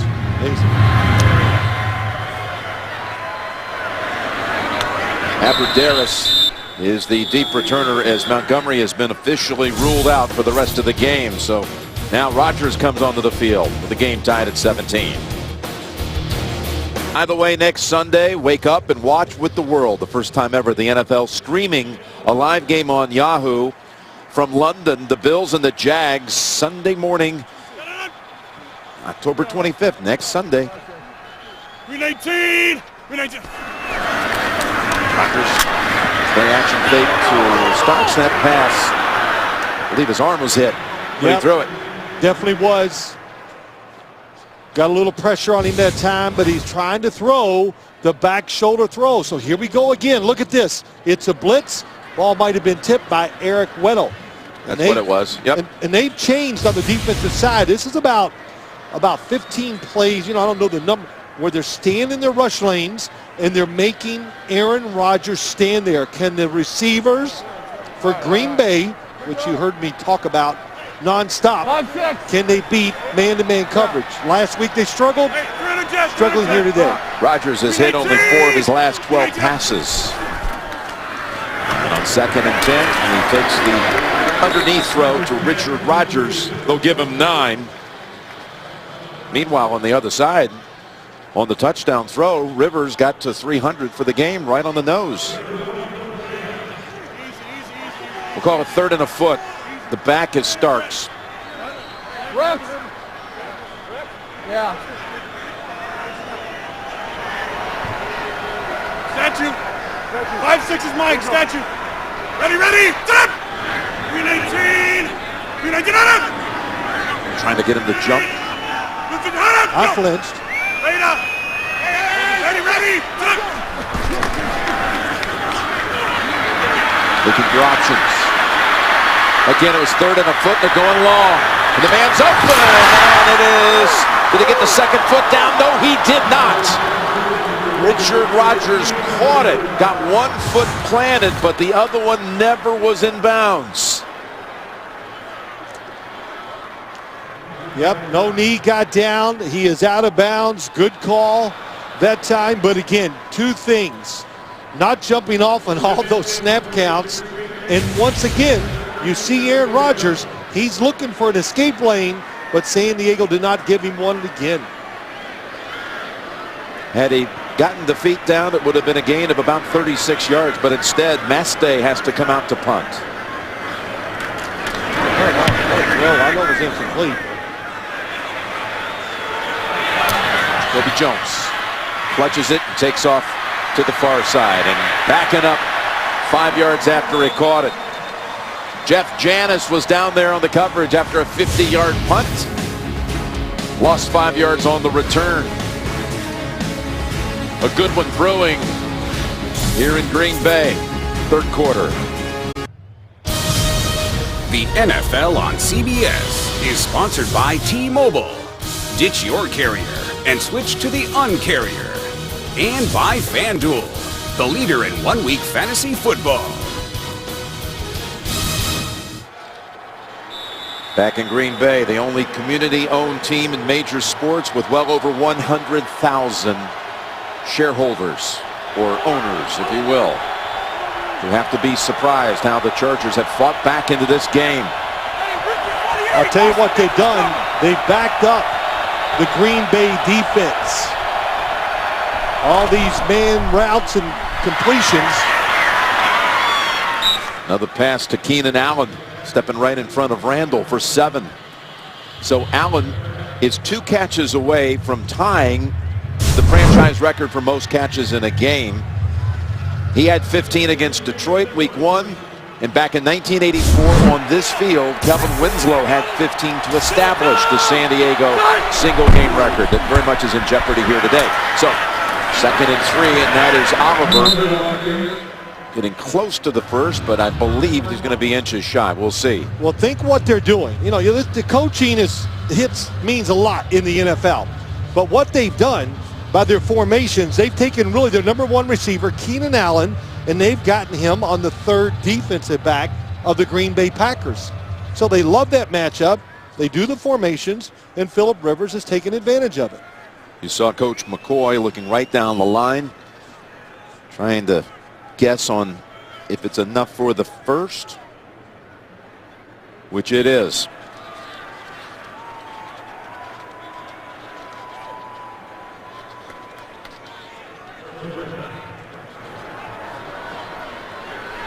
Well, Phillip Rivers, he's got a lot going on in this game. Meanwhile, back home, his wife is expecting, Tiffany's expecting their 8th child like any day now. Well, she's expecting he's delivering. I don't know what's he is getting it done so far here today. And it's a little girl on the way. I think that was a compliment now. Yeah, I know you did. Pass off the hands of Floyd. The due date was actually yesterday, and checked right before taking the field, and so far so good. He's never missed the birth of any of his children. And his children, the oldest girl's 13 years old, if I'm right. Yep. And he goes, boy, they take it hard. They watch the games. Oh, Dad. So they're into it just like the father. 2nd and 10.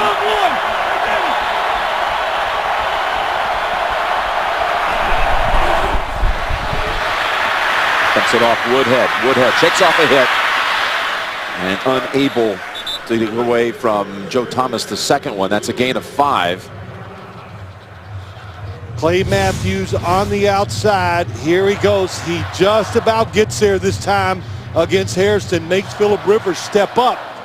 But once again, even though he steps up, tight pocket, finds the receiver cutting across to make a 3rd down much more manageable.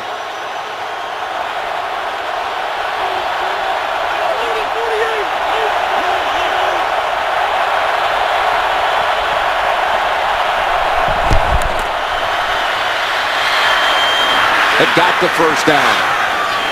And Allen, with his 14th grab, picks up 8. He is shaken up.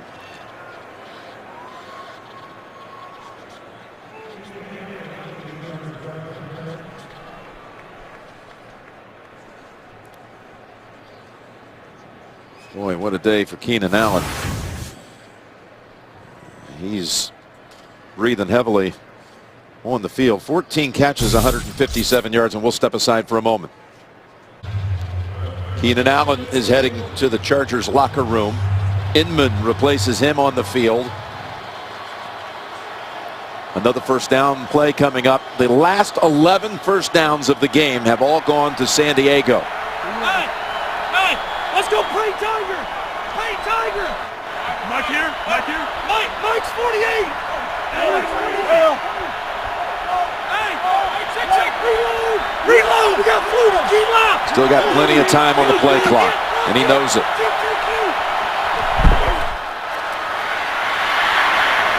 One for Gates, who had gotten a little separation from Casey Hayward. Saturday, the SEC on CBS. Once again, the best game for the best conference. Tennessee will be at Alabama. It all begins with college football today, Saturday here on CBS. Hey, you got crossbow. I'm losing 48. Crossbow. They seem to settle down on the Green Bay defense. They're going to let Clay Matthews rush a little more from the outside. Well, he backs off. Matthews does 2nd and 10, but Rivers had to unload. Again, he has not been sacked once today because all that experience, he knows how to get rid of it when he sees nothing's there.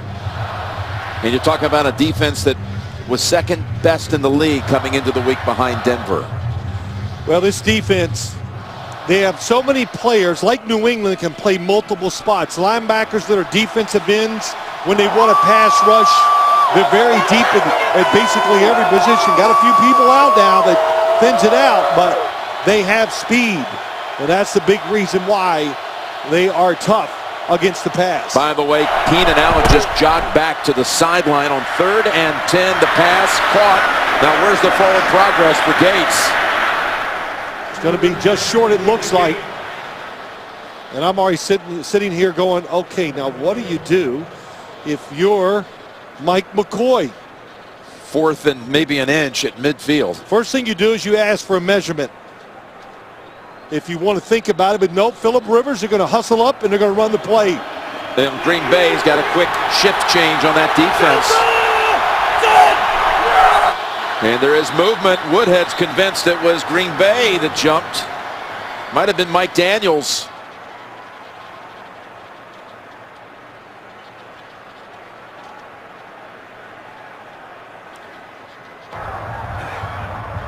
Encroachment, number 76, defense. 5-yard penalty, 1st down. You know why it worked, Jim? Because there was no hesitation.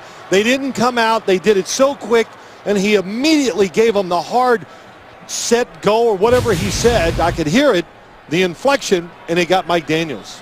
Boy, he does something in Lambeau that you might have thought was only reserved for Aaron Rodgers. With crowd noise, it's got the defense to jump and take the bite. I'm laughing because he was kind of his voice was strained last night when he came in because they played music expecting all the noise here at Lambeau Field. You saw Keenan Allen back on the field. He's at the bottom of the screen. On 1st down, it goes to the other side and trying to turn around for a back shoulder catch is Floyd. Incomplete. Couldn't tell. I was watching Keenan Allen run that time. Good little stutter go. He wasn't in the locker room for very long. And boy, he signaled to the sideline on that catch like instantly. You would have thought maybe he was going to have a difficult time returning, but he only missed a few plays. They're still on the same drive as 2nd and 10. Rivers surrounded and taken down for the first time today by that Packer defense. Julius Peppers in his 14th year has the sack. Julius Peppers, Clay Matthews, the timing, he gets in there and they just create a mess. They can't square up and they finally just engulf Phillip Rivers where they get the sack. Micah Hyde also in there on the blitz. 3rd and 13.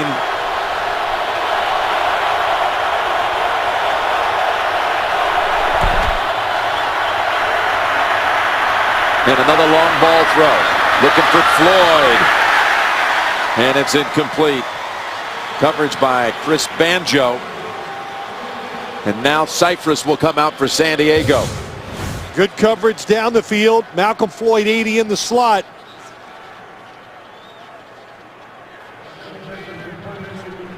Really never was open. Phillip Rivers threw it down there just to give his guy a 1 in 10 chance of maybe making that catch. San Diego's first punt since the opening drive of the game. After receiving the opening kickoff. And Cypress to punt it. Hyde to entertain the idea of returning it. He has to step up for a low kick. He can. And he gets past a couple of Chargers, and he's got a nice return after about the 31. And Cypress is hurt. Looked like there was a collision there with Jeff Janis running into him. He was blocked into it. That's why it's not a penalty.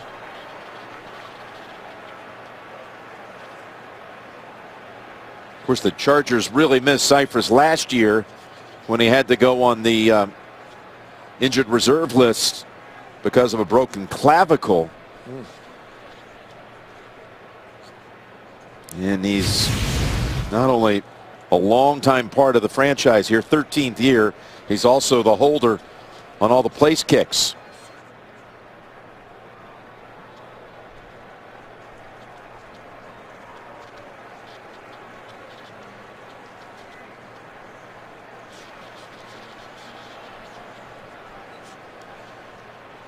Cyphers. You can imagine what that felt like, the force it takes to punt the football and then have it collided. His right leg just so solidly just stopped right there. Lambeau would be the backup punter if needed, but again, this is a situation that would affect place kicks too. First down, Green Bay. Starks for 4. Now, he had only 4 carries before that one. One went for 25 yards. The other one went for, another one went for 65 and a touchdown. Also caught a touchdown. Yeah, look at all those 225 yards to -2. 5-6. Yep, since it was 17-3. 2nd and 6. There's Cobb. Open field. And shoved out of bounds by Jimmy Wilson. Well, one thing we know, it wasn't man-to-man coverage. Well, it may be and inside that time you saw Denzel Perryman was going to take him coming underneath, slipped and fell. Cobb broke out. That play picked up 24. That's the first down for the Packers in 20 minutes. Actually, gain of 26 to Cobb. Flips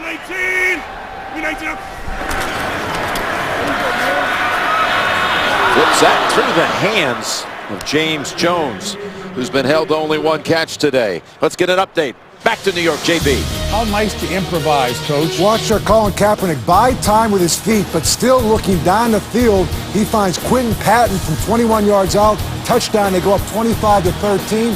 Jim and Phil, Kaepernick is making progress as a quarterback. All right, thank you, guys. Of course, we'll see the Niners on Thursday Night Football hosting Seattle. 2nd and 10. It starts. Weaving through traffic for another 7. Really running behind Corey Linsley, the center. Now, how's this game changed around? A lot of it, Jim, is this. The fact that Aaron Rodgers, they're keeping him in the pocket, and he cannot escape to get those extra seconds for the receivers down the field. And not picking up some of these plays, so now they punt it, and then Phillip Rivers and his receiving core dominating the game in yards, plays, everything. But you're starting to sense that Green Bay's offense is getting a little rhythm going back on this drive. They got back to being a little more physical. They ran the football a couple times. That's what you do when it's not working. Go to something else. 3rd and 3, and Kuhn has it for the first. Weddle chops him up at about the 15, maybe the 14. Typical play. Every team does this in the NFL. Play action fake, fullback in the flat, and he gets rid of it so quick, and it confuses the San Diego. Wow, what a block. Melvin Ingram getting blocked by Starks. But it confused the San Diego defense. That's why it was wide open. It happened so fast. It picked up 19. Hey, hold on. Great block by Starks, who has 100 yards on 6 carries. Flanking the quarterback. Gets the handle again. Starks up the middle for 6 more. Jim, I think they were listening to you on the Green Bay sideline. You're going, well, look, Starks, when he's running the football, he's really done well. He's averaged 17 yards a carry. I don't know. Call me old-fashioned. That kind of works. That's right. Oh, but Tom Clemens, offensive coordinator, took over the play calling this year. Every once in a while, of course, Mike McCarthy might say, no, I don't like that. Let's do something else. 2nd and 5, and Rodgers to the end zone, and James Jones delivers another 6. This is where James Jones has filled in some for the Jordy Nelson not being out there wide receiver. Jordy Nelson could go deep, great double moves, back shoulder throws. James Jones, he knows a lot about these back shoulder throws also. And we've seen a lot of these so far this year from Aaron Rodgers and James Jones. Amazing journey it's been in the last year. Took the free agent deal a year ago, went out to Oakland. Thought he had a good season. We saw him a few times with the Raiders. Looked good, but they cut him. Picked up by the Giants. They cut him at the end of camp. But he's come back and now has contributed 6 touchdowns. Here we are in week 6.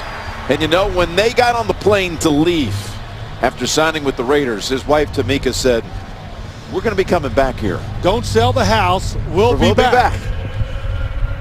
How right he was. And he and Tamika and their 2 boys are thrilled to be back in their home. They just moved right back into the house. Well, when Jordy Nelson got hurt, what did Mike McCarthy say? When the game was over, everybody in the staff, the organization all looked at each other and go, "We got to get James Jones." And you can't, that takes too long to teach a new young receiver how to make those kind of catches. There's Jordy Nelson up there. Jim, you talked about his rehab, how well it's going. But that takes a lot of practice, a lot of game action, and a lot of talent to learn to execute those back shoulder throws. Boy, he was tilting back so far in that chair. I hope he didn't fall. But he's in every meeting, as we mentioned, every halftime he goes down. Lynn's a little trained eye, what he sees. And Jones' second catch of the day results in a touchdown. Well, nice change of pace by the Packers offense. Formations and play calling led to a touchdown. Coming up for it, Jacoby Jones. We have the 108-yard kick return for the touchdown in that Super Bowl down in New Orleans, Super Bowl 47 as a member of the Ravens. Here is James Jones, his first 7 seasons here with the Packers. Back in 2012, he actually had a 14-touchdown season. Raiders last year, he was the top receiver for them. Signed by the Giants and released. And then there he was the Monday going into the first Sunday of the season. Signed by the Packers, needing to find an answer with Nelson out for the year. Well, it was beautiful. Fun to watch. Aaron Rodgers says when he came back, he goes, "Man, we were right in the groove immediately." Few meetings, right on the practice field. Of course, they've done it so many times. They were not going to lose that after 1 year.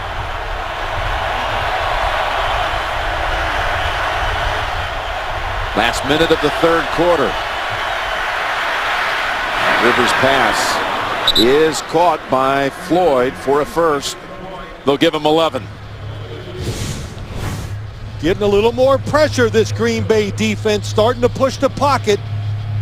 Back in Phillip Rivers' face, around his feet.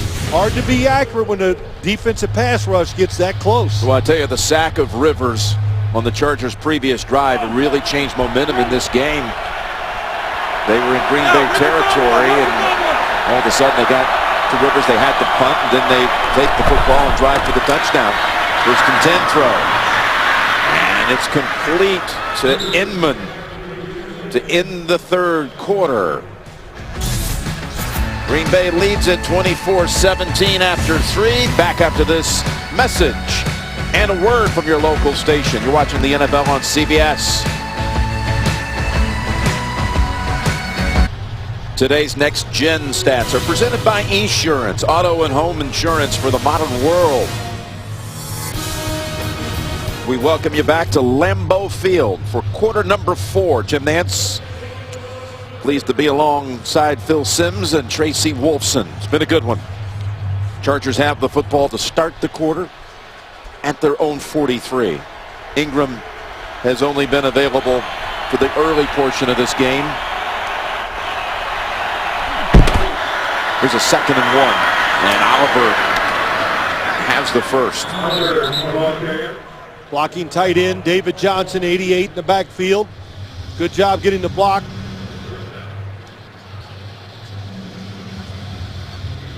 By the way, Keenan Allen missed that last snap. And he's on the sideline. I had his helmet off. Jacoby Jones was in on the previous play. Now they've got Inman wide along with Floyd on the near side.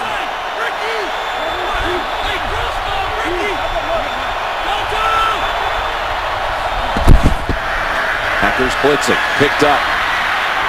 And Rivers just unloads it out of bounds.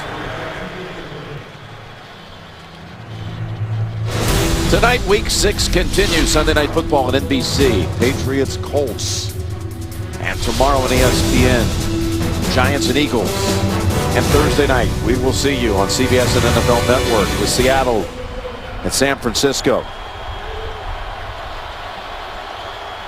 So Allen did come back in on that last drive after being injured and going to the locker room. Now they've sidelined him. 2nd and 10. A mix-up, but Oliver has it. Here's Oliver, an amazing sub last year. We've got an update. Back we go to James Brown in New York. No back down in Baltimore. 4th and goal right here. You can see Joe Flacco roll to his right, finds Kamir Aiken in the back of the end zone for the 4-yard touchdown. And with 5:14 to go, they trail 25-20 to the 49ers. Back to Jim Nantz. Oh, that's a good one going on out there at Levi Stadium. And a great one here as well. 3rd and 5. Well, I think Phillip Rivers found out Clay Matthews has Woodhead.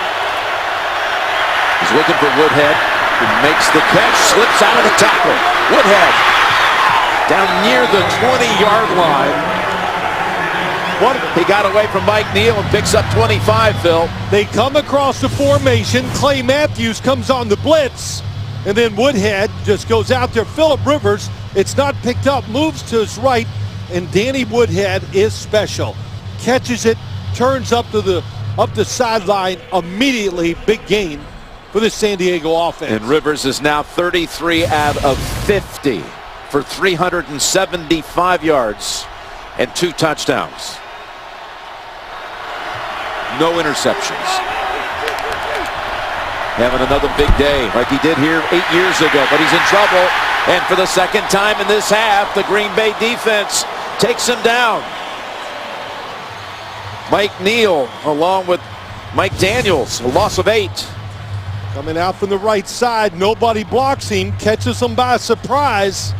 And Dom Capers, let's just think about him when he was with the Pittsburgh Steelers under Bill Cowher. They don't just sit back and let you get picked apart. They will put pressure, blitz, whatever it takes to stop you. Rivers thought they had it all picked up, but somebody made a mistake. 2nd and 18.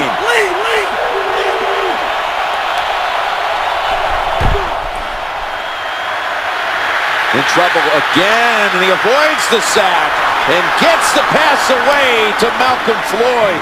Turns a loss into a gain of 17. He got away somehow from Joe Thomas, who almost had him wrapped up. Well, the blitz is coming, and Jim, he can almost just step up and stay in there, but once you move too far, all the other pass rushers are going to get off their blockers. What a throw and recognition by Phillip Rivers. Boy, the sack would have taken him out of field goal range. But now they've got a 3rd and 2, a short 2. And have prospects of keeping the touchdown drive alive. Rivers. Almost picked off. Don't know how Sam Shields didn't grab hold of that one. Well, he's just not been on the same page for a lot of these back shoulder throws here in the game. Inman, not as experienced, not looking for it. And San Diego, you said it, very lucky the ball was not intercepted. So now they'll attempt a field goal. Cypress is out there for the hold. 32 yards for Lambeau. And the kick is good.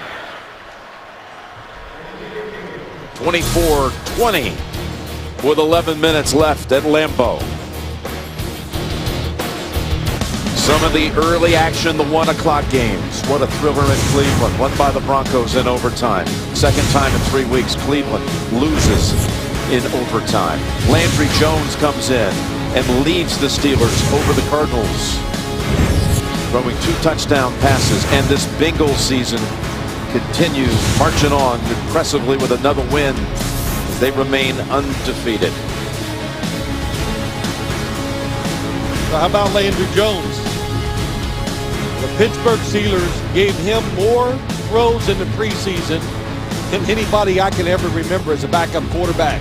So they tried to get him ready. Of course, when they said, well, Bruce Gronkowski got hurt, they went out and got Michael Vick, and it's a good thing they did all that throwing with Landry Jones during the preseason. He came in and won the game for him today.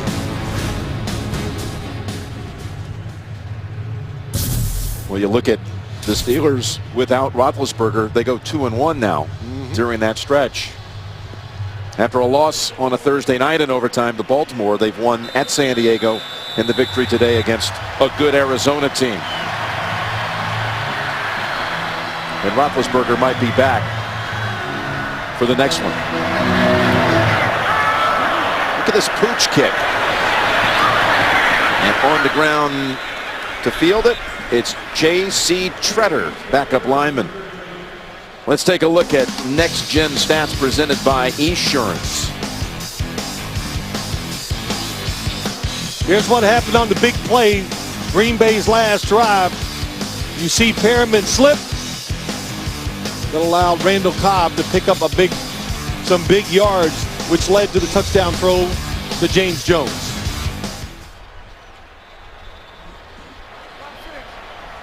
Two catches for Cobb today, 38 yards. Green 18! Green 18! In fact, no Packer had more than 2 receptions. The ball is knocked out!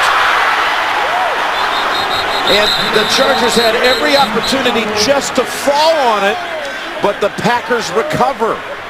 A huge moment in this one. TJ Lang has the recovery. Perriman knocked it out. Eddie Lacy, the carrier. They had everybody up close to the line of scrimmage. It was almost like they say, we think you're going to run the football, and they were not going to leave any open gaps. Perriman used that speed, created the fumble. Tauchu unable to fall on it, 2nd and 14. But Rodgers gets wrestled down by Legit. Well, we're kind of seeing it from both sides, Jim. Usually late in the game, pass rushers get tired. Corey Legit, number 94. Here he comes on the outside. Boy, what a good job of reaching in, grabbing, and bringing him down. But the pocket is being pushed quickly back at Aaron Rodgers. 2nd sack of the year for the former first-round pick out of Illinois. And back-to-back negative plays for the Packers sets up 3rd and 19. 3rd and long, you must keep him in the pocket, Aaron Rodgers. Flips it over. Eddie Lacy. Donald Butler along with Jimmy Wilson there to end that series. San Diego, whatever they saw Green Bay do in the previous drive, made a nice correction. Very aggressive in the play calls by John Pagano, and they got rewarded with the 3 and out.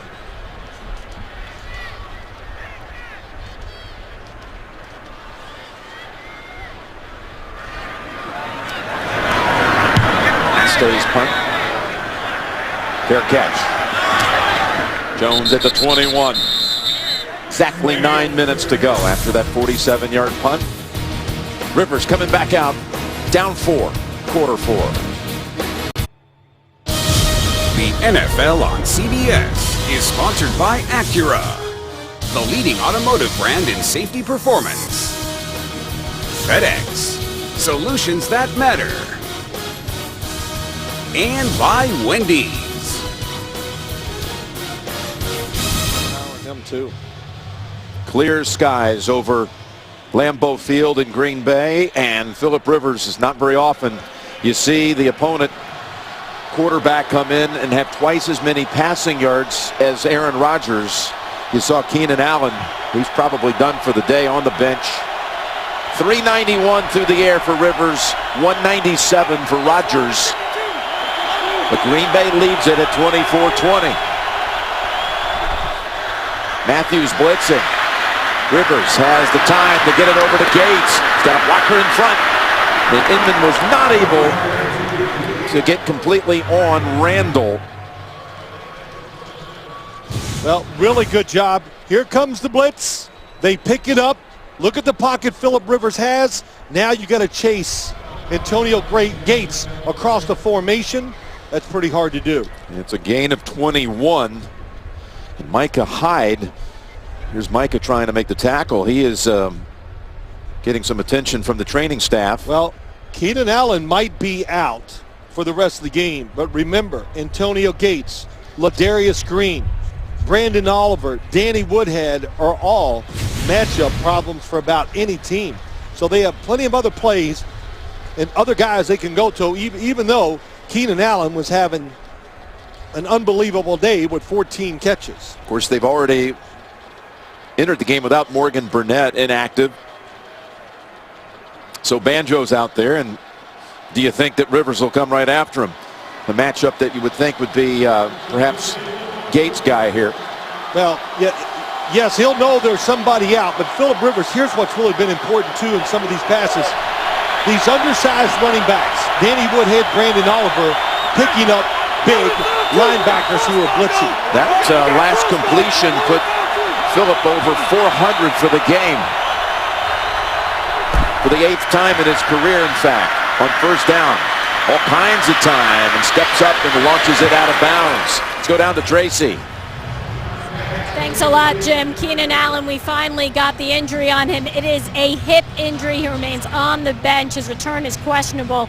And also safety Jaleel Adai has a back injury. His return is questionable as well. All right, thank you, Tracy. Of course, Keenan Allen was having just a remarkable day with 14 catches. Got injured on his last catch. That happened in the third quarter. Looked like he was going to be on his way to 20.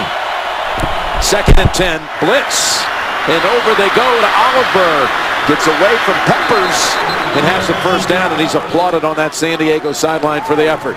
Unbelievable. The double linebacker blitz coming up here inside. There it is.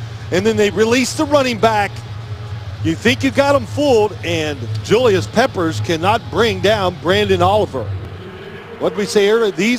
Brandon Oliver and Danny Woodhead run through more tackles for being undersized running backs by NFL standards than you can imagine. Just like that, Julius Peppers couldn't bring him down. They picked up 13. It's Oliver. To about the 41, we've got another update on a busy afternoon from James Brown. Carolina capitalizing on a mistake. Cam Newton to Greg Olsen, 26 yards out. They go ahead 27-23 with 32 seconds to go. They win the game. Seattle goes to 2-4, have blown leads, all 4 losses after having leads, and Carolina goes to 5-0. Back to Jim Nance. Keep left! Boy, what a win that is for Carolina. That says so much about that team winning at Seattle. And they remain one of the unbeatens. 2nd and 8. Long ball time, and jump ball incomplete. Malcolm Floyd, such a vertical threat, but Randall, the rookie, was right there with him. Yep, it usually is Keenan Allen, but now it's Malcolm Floyd to the outside. Malcolm Floyd, boy, it's a great job. That's what you do. You protect your quarterback.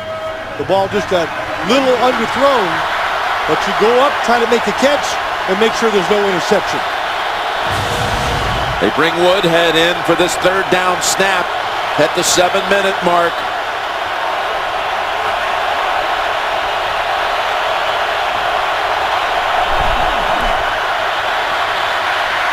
Oh, whistle first. Timeout. Green Bay. Prior to the snap, this is the first charged timeout. Green Bay. 30 seconds. Well, your weekend will start right here. Talking about next weekend. Thursday night football, that is. Seattle and San Francisco. on CBS and NFL Network in 4 days' time. 49ers leading Baltimore with just seconds to go at 25-20. And Seattle going to have to somehow recover from a tough loss at home. They're 2-4 now and take on the rival on Thursday evening. And we'll see you then. 3rd and 8. Nobody in the backfield to help out Phillip Rivers. Well, now you bring in some help. Otherwise, they would send more than you could pick up. You'd have no chance to pick up the first down. Rivers brought down from behind. That's Datone Jones.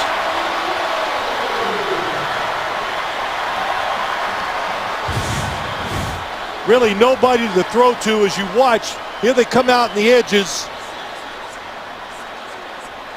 Danny Woodhead coming underneath, but Phillip Rivers just left the pocket so quick, didn't give it a chance to read it down the field. Cypress has had a hard time even walking since taking a spill on his last punt. He did come out for the hold on the field goal.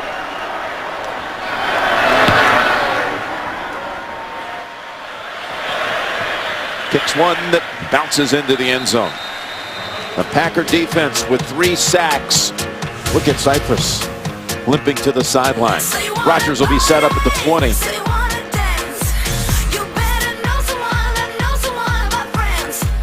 For those of you expecting to see 60 minutes, you're watching the NFL on CBS. The Chargers and the Packers with a lot of action here in Green Bay. Jim Nance, Phil Simms, Tracy Wolfson. 60 minutes will be seen in its entirety immediately after the game, except on the West Coast. 4 3-and-outs the last 5 drives. Everybody within 5 yards of the line of scrimmage. Thanks Rodgers to Rodgers. And look at the tight end go. Ridden out by Wilson, picks up 24. They work so hard at disguising the defense. Then they all go running out at the snap of the football, and they get caught by the play action fake. That was a direct result, that play, Jim, from the starting play of the last drive when Perriman blitzed, made the big hit, and caused the fumble. They said, okay, you want to be aggressive against the run? They run the play action and put themselves in good position.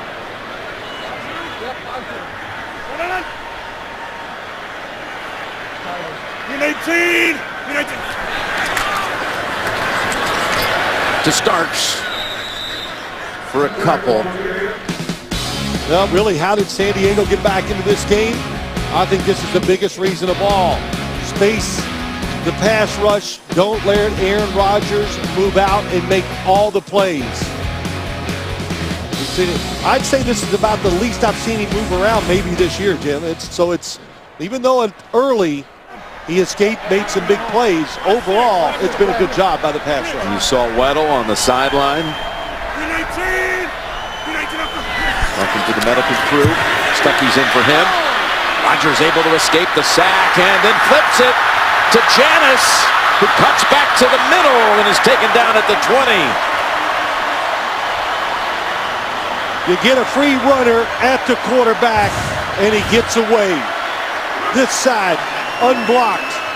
Aaron Rodgers sees Robinson last second and makes the move to get outside. Well, Jeff Janis has caught a couple of balls today, both of them big. One for 46, and this one for 33. Like the third shovel pass, right? Of Aaron Rodgers today. Yep, one of them. The first one went for the touchdown on the Packers' opening drive to Starks, who carries it here, and he's plowing ahead to the 15. Well, San Diego, you're looking here about how you can hold them to a field goal. You got 3 timeouts left. That's it. That's what I was going to say. This is a must.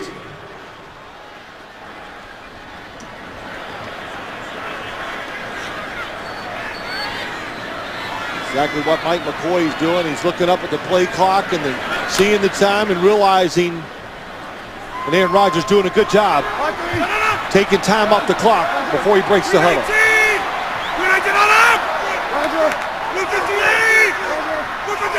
2nd and 5. Here's Rodgers. Look at that pass. Lofts it just over the outstretched arms of Starks.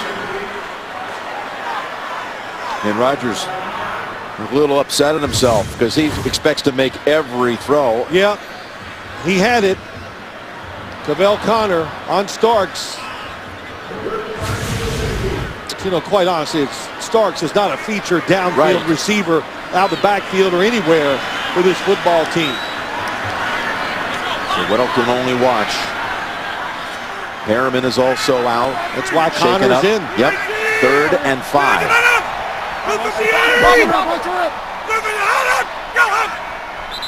Timeout. Could not get the Chargers to jump.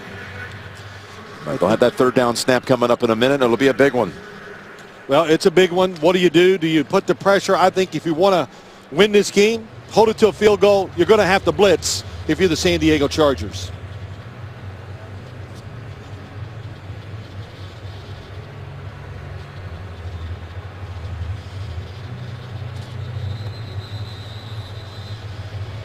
Look at time of possession here.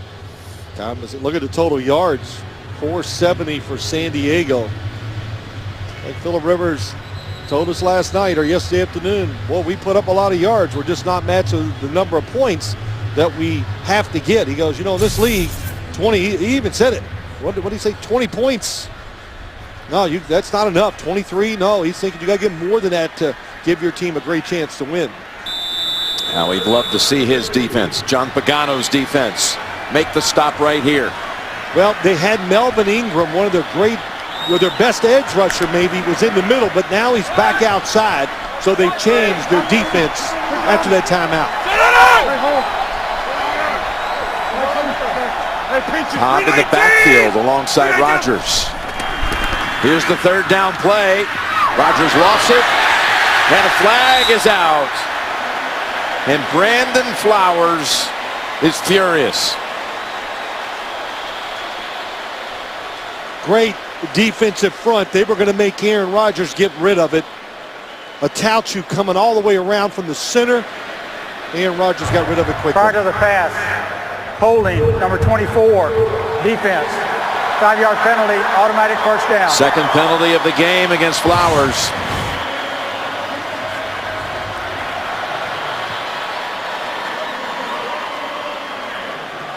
Well, it's a lot of contact. It is. Both hands were on him, and then at the end, he even put his arm out with the arm bar, Jim. So it's tough being a corner. One-on-one, you just can't put your hands on him like that or the arm across, especially once it gets more than 5 yards down the field. 1st and goal, right at the 10. Starks.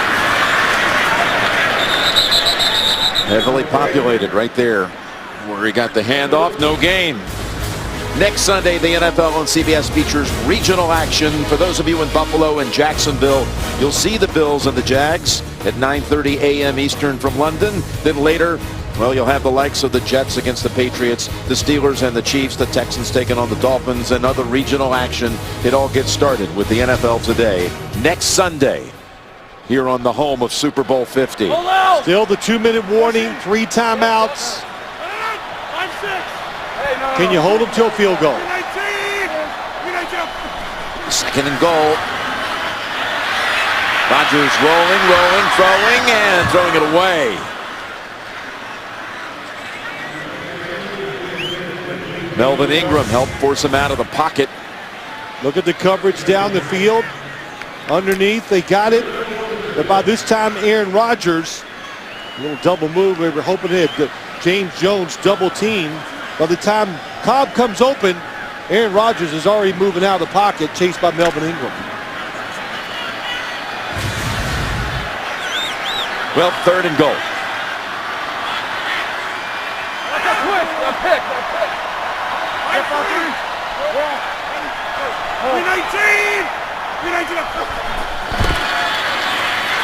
Here's Rodgers. Throws in, and it's incomplete. Richard Rodgers tried to reel it in. And now Green Bay will have to bring out Mason Crosby. Well, he kept mixing it up. It's a 3-man rush this time, so extra defensive defensive backs are there. Boy, they're lucky.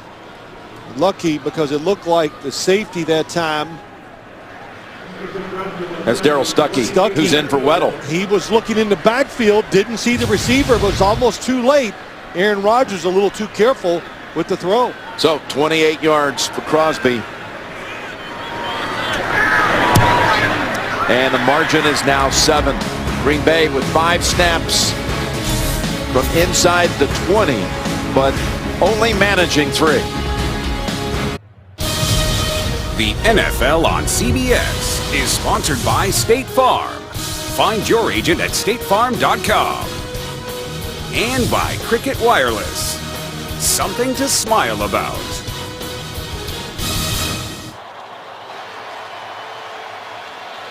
Well, the Chargers have all 3 timeouts, plus you have the 2-minute warning. Plenty of time at 2:37.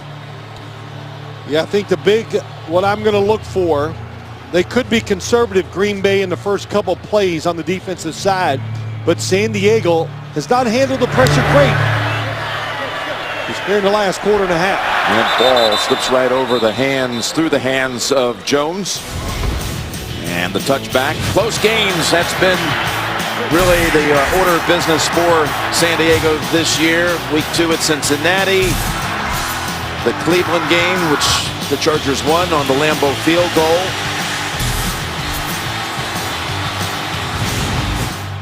And again, last week against Pittsburgh.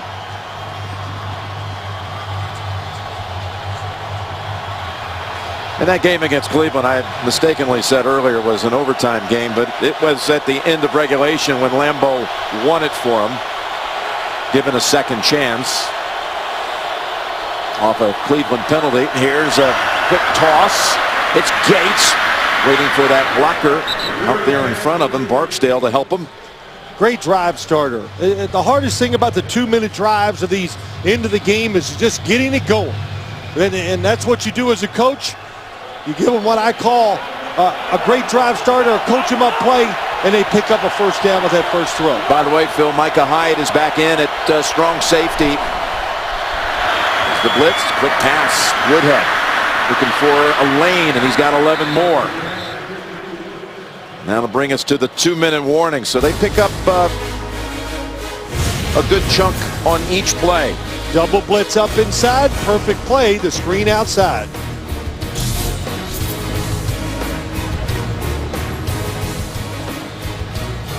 And as you just saw tonight on CBS, begins with 60 Minutes, and you'll get to know Darrelle Revis, followed by new episodes of Madam Secretary, The Good Wife, CSI Cyber on America's #1 network. Well, it's been an exciting game, and it's just a lot of fun. And it's just to sit here to watch Philip Rivers, Aaron Rodgers, how they operate, how there's so many different ways to get it done in the NFL. It's been quite a show. Rivers has just set the Charger franchise record with his 38th completion. His next pass will be also a San Diego record for most attempts, and it's one that is caught by Gates on his 59th throw. That picks up 5, and again, they have all 3 timeouts. It's not like this is to prevent defense. They had a 6-man pressure on the second play, and San Diego was ready for it.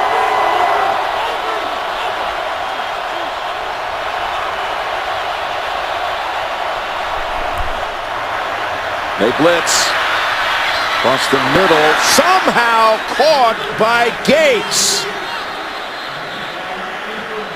Gates never saw the football coming.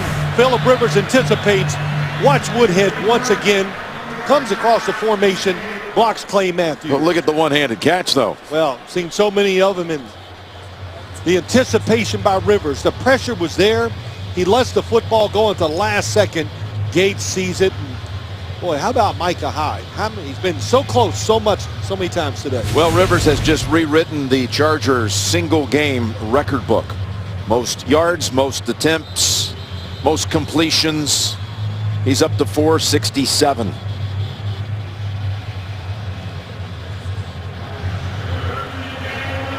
And they just used the first timeout with 1:19 to go.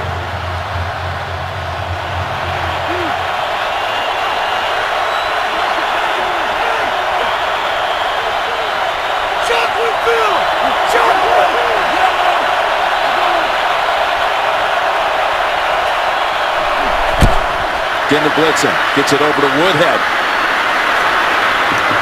He steps out of bounds to stop the clock at 1:14 and another 11-yard gain. Well, they do it again. It gets out of bounds. It's great. Watch the two blitzers. This is what Pittsburgh invented years ago under Dom Capers. Everybody in the league copies it. And once again, San Diego ready for it. The quick pass to Danny Woodhead. 5 for 5 on this drive. Moving in on a 500-yard game. But all he cares about is finding the end zone. First down. Rifles it down to the 14-yard line with Gates. Green Bay is doing everything. I think every snap has been a different defense. But so far this drive, none of them have worked. Holds on to the timeouts. Rodgers was wondering if that was a catch. No booth review. Here's the first down throw, and it is caught by Green for another 11, but a flag comes out. Beautiful throw, flat-footed Philip Rivers was, and makes the throw. Feet stuck in the ground because he knew he couldn't step up. Illegal hands to the face, number 95, defense. Penalty is declined. The result of the play is completed pass. First down. Let's just watch him as he throws this outside. Never really turns, just kind of stops. Oh, throws it out there. He's like a baseball pitcher that has about 7 different deliveries. And that gives Philip Rivers a 500-yard gain for the first time in his career. Now everything is at their disposal, of course. They still have 2 timeouts, 33 seconds.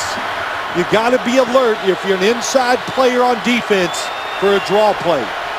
With 33 seconds.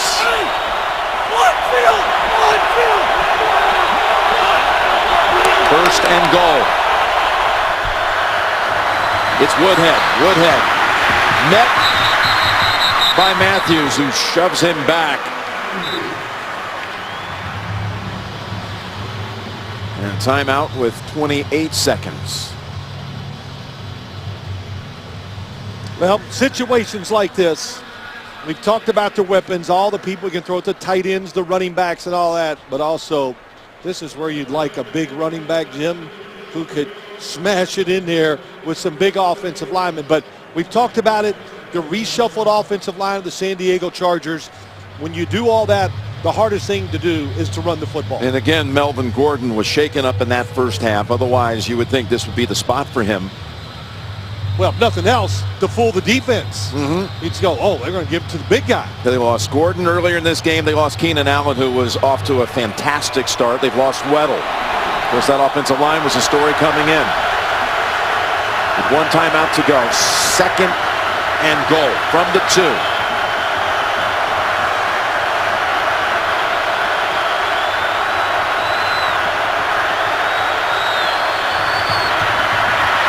Here's the pass over the head of Gates.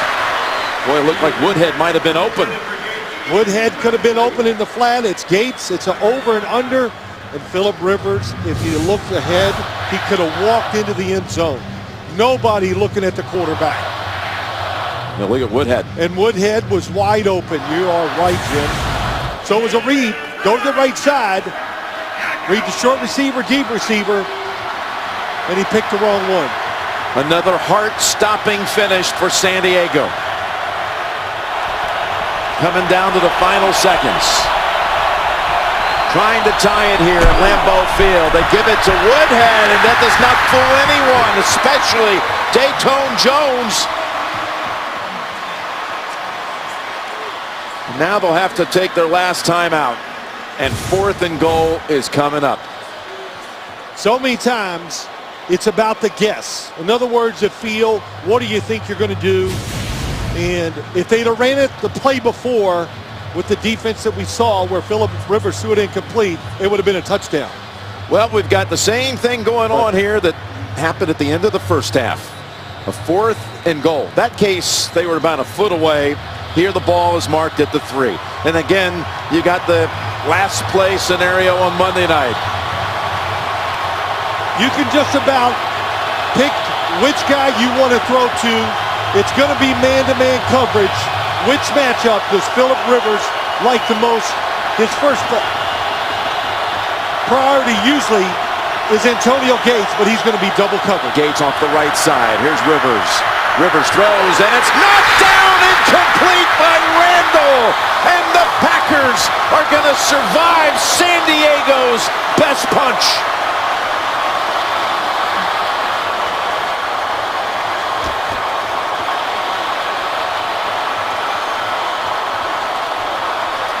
Well, it was a great learning experience today for Randall.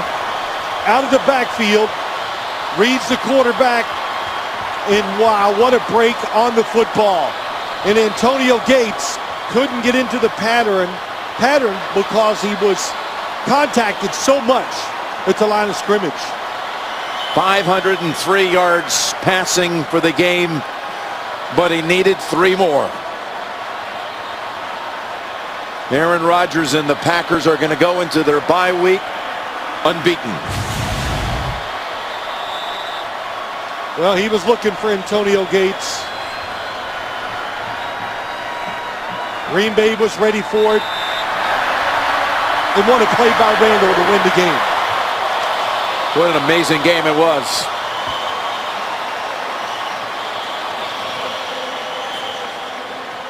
Well, the rookie was taken in the first round out of Arizona State. He won a game ball in his very first game when they opened up at Soldier Field in Chicago, and he may be receiving another one after saving it there. Rivers and Rodgers, 2 of the best. And what a show they put on here today. Especially Rivers with just the 13th. Make that the 17th 500-yard passing performance in the history of the game.